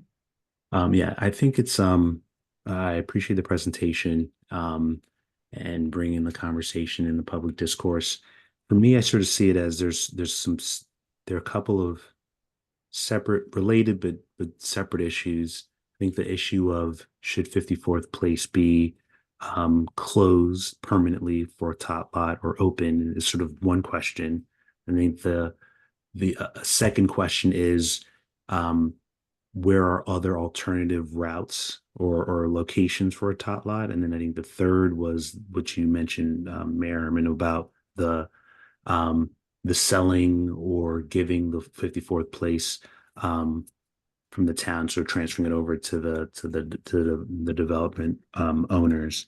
And I would sort of encourage staff to sort of consider all three separately. Otherwise, I think we begin to kind of conflate the issue and so like as an example, if the Kennedy Street or the paper street as an option, it makes sense. But if it's an additional $500,000 or more to sort of construct it, like the issue, we shouldn't like it shouldn't be a choice of we either have the tot lot where it is now or we have it where the Kennedy Street is. I think it's a question of like, should we keep the 54th place open or closed? And then if we move the pocket park, it should be in the best location that makes the most sense. And then if we want to talk about like 54th place ownership, that should be another conversation.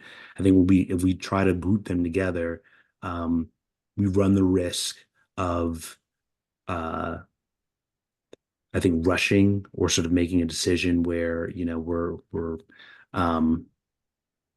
that may not be in the best interest for all parties involved. And so that would just be sort of like my sort of initial way and sort of how I'm thinking about it. And my question is really around for the 54th place access.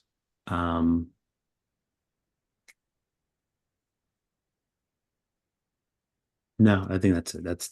That's my question so far. That was just my statement. I think separating the three into three different things and sort of to try to make the best decision for each is probably makes the most sense for me. Okay. Any additional council comments or questions? Yes, Mr. Mayor. Okay, this is your second chance. Go ahead. Yeah, we are here to discuss to put it straight. You see, what I'm suggesting,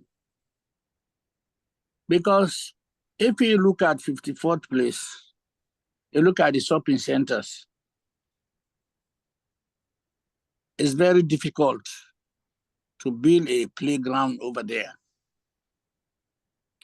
So why can't we look behind the gas station, BP gas station, this open space, if it is not belong to somebody, let's put a playground over there. That's a big place. Then we go for this 54th place, which is very, very congested because the trailers are coming there, the shoppers are coming there, and you have another shop, Kenwold Avenue, off Kenwold Avenue, the back of the back is at the 54th place. You have residents, you have apartment complex. All these people, they are using this place. Trailers are coming there. So my own suggestion, let's find another place. Let's forget about this 54th place. Because it's not healthy for children and commuters and the pedestrians and the shoppers. So this is my own take. It is very dangerous. I've been in that place since 1997. I was in Riverdale Village. I know that place. There was a houses there. So I don't know whether these houses, I don't know whether the owners, they sell the houses or what, I don't know. But there was a houses there. Yes, they've been there for long before they demolished them. So in my own take, I want us to find another place. Let's forget about this 54th place. It's not healthy for any park over there. Because the children are playing, they're running around. Vehicles are coming to and fro Riverdale Road, Kenwold Avenue, the shopping centers, Riverdale Village apartments, they have their vehicles. So I don't know. This is my own take. Let's look for another place, another playground for the children. Even Taylor Street by the south of Taylor Street on your left, there's a big park there. If we can make a playground there, it's good too. Yeah, there's a big park on Taylor Street, south of Taylor Street, on your left-hand side. There's a big park over there. So this is what I see, Mr. Mayor and the town manager and council and said and others. Thank you. This is my take. So we are in a legislative session. Councilmember Calon, are you making a motion? Well, I'm making a motion to move this park from 54th place to another place. Thank you. Is there a second to the motion?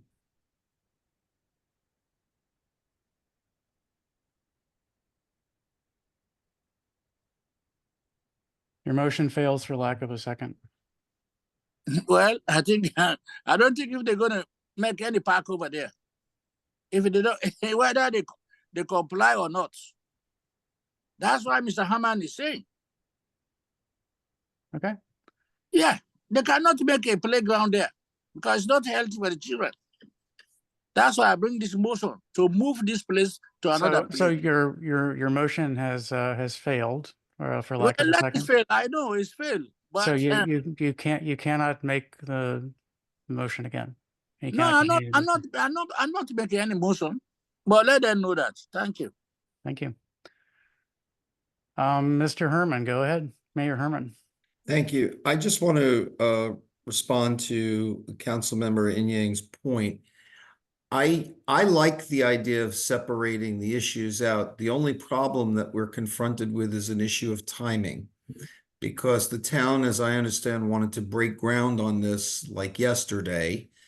And even if it's not appropriate to consider reversal of the earlier decision, if there's no support for that at this very moment, I would ask the council to consider suspension of any further activity for the development or of that parcel as a tot lot until such time as this matter can be fully resolved between the town and the adjacent property owner to deal with both the issues of the access and the problems that it's created, and also to explore whether or not there is a suitable alternative location, and then possibly to address the cost issues that might be associated with that.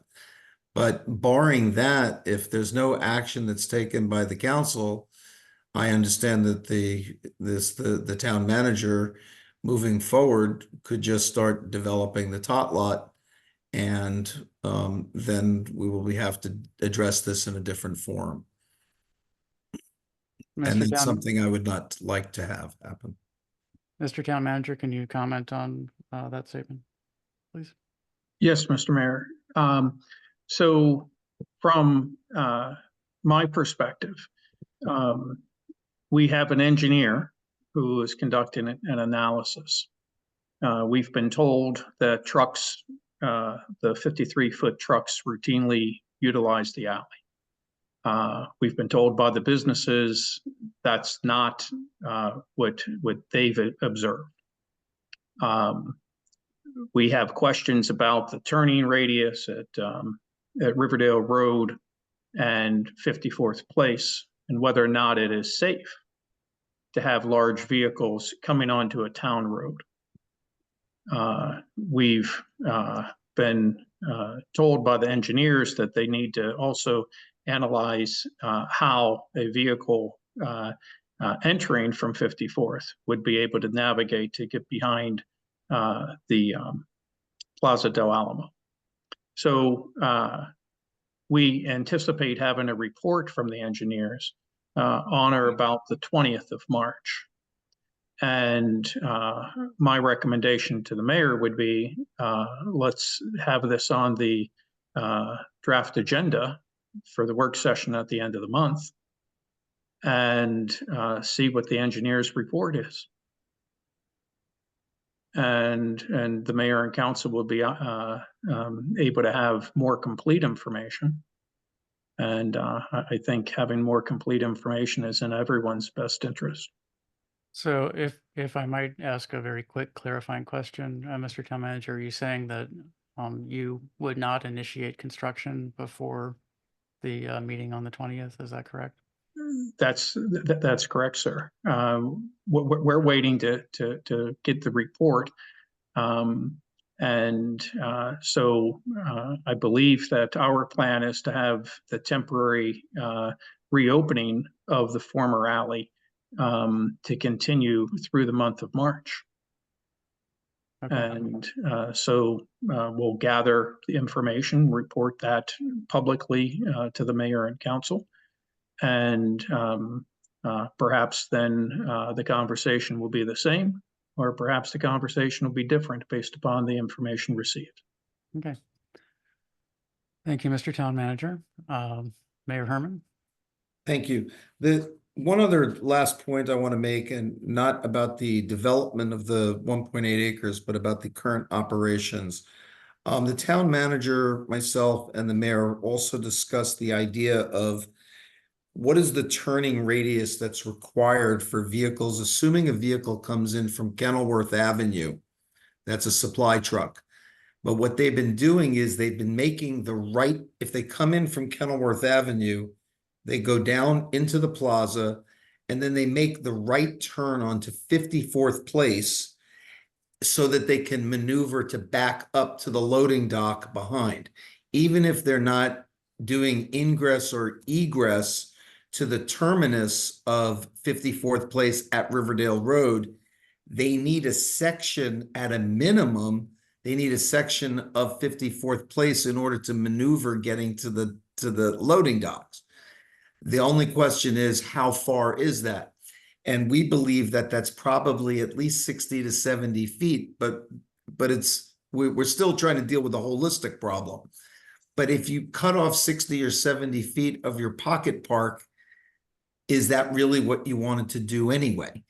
Because that's what they're going to need to make that turning radius, because there are parking spaces in the plaza that are required by the site plan that cannot be moved in order for the vehicles to make that navigation. I only bring that to everyone's attention because simply saying, okay, well, the other location may not be the best location, we still have a problem at that location, even if you decide to go forward. And I know for a fact it's at a minimum, it's 60 plus feet, but we believe that the overall aggregate problem is still something that we would like to see the street continue to stay open, because it does allow for the, again, development of the 1.8 acres. But I want everybody to understand, it's not like we've not examined other alternatives, but they're complicated and it may not make much sense. But I just want to let people know we didn't come at this willy-nilly. We have approached this various times. And I'm sorry that I've taken so much time, but Mr. Mayor, to my clients, this is worth, potentially millions of dollars, and it's worth a very important look for the safety and well-being of our community. Thank you. Thank you. And I'm just going to make a brief remark that we will have a report from our engineers at the March 20th meeting that will say how far down the trucks have to go. Just a little piece of experience. The 7-Eleven on Baltimore Avenue, just north of East West Highway on the west side, once showed me a pattern for getting a truck into their parking lot, which is tiny, that I thought was insane, but they said that that they had run it past their engineers and they had run it past some drivers, and the drivers were like, yeah, it's going to take a little while, but we can make it work. And that parking lot is from one end to the other is much less than 50 feet. I think it was a 40-foot truck that they were trying to get in there. So I'll say that. And Mr. Town Manager, do you have another comment? I would just thank the mayor for pointing out that that's part of the engineer's study.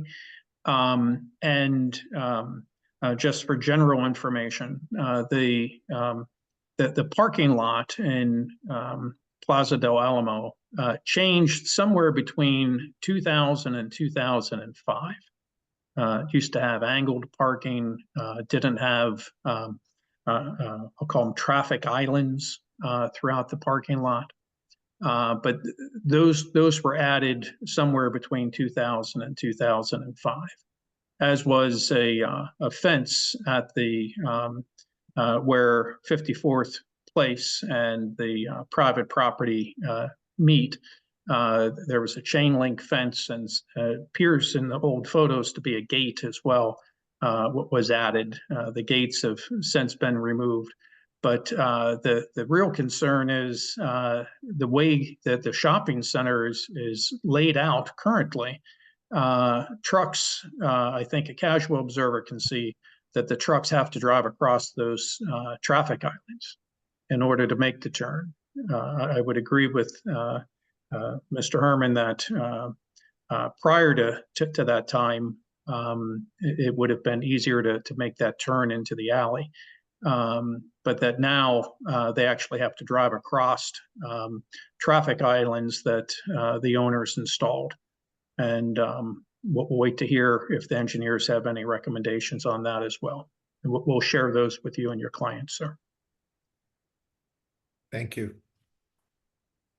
Okay, we've had a lot of discussion on this. Does anybody else have anything they want to say? Or does anyone want to make a motion?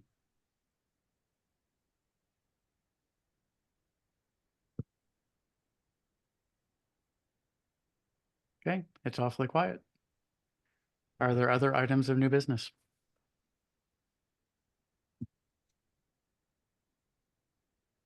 I would like to suggest an item of new business. If you can hold on for a moment. I would like to suggest that someone make a motion to excuse the absence of Councilmember Callan from all council meetings that occur in the evening, starting Sunday, March 10th through Tuesday, April 9th, in order that he can observe Ramadan. Excused absence. So moved. Second. Motion by Councilmember Foe, seconded by Councilmember Inyang. Is there discussion of this motion?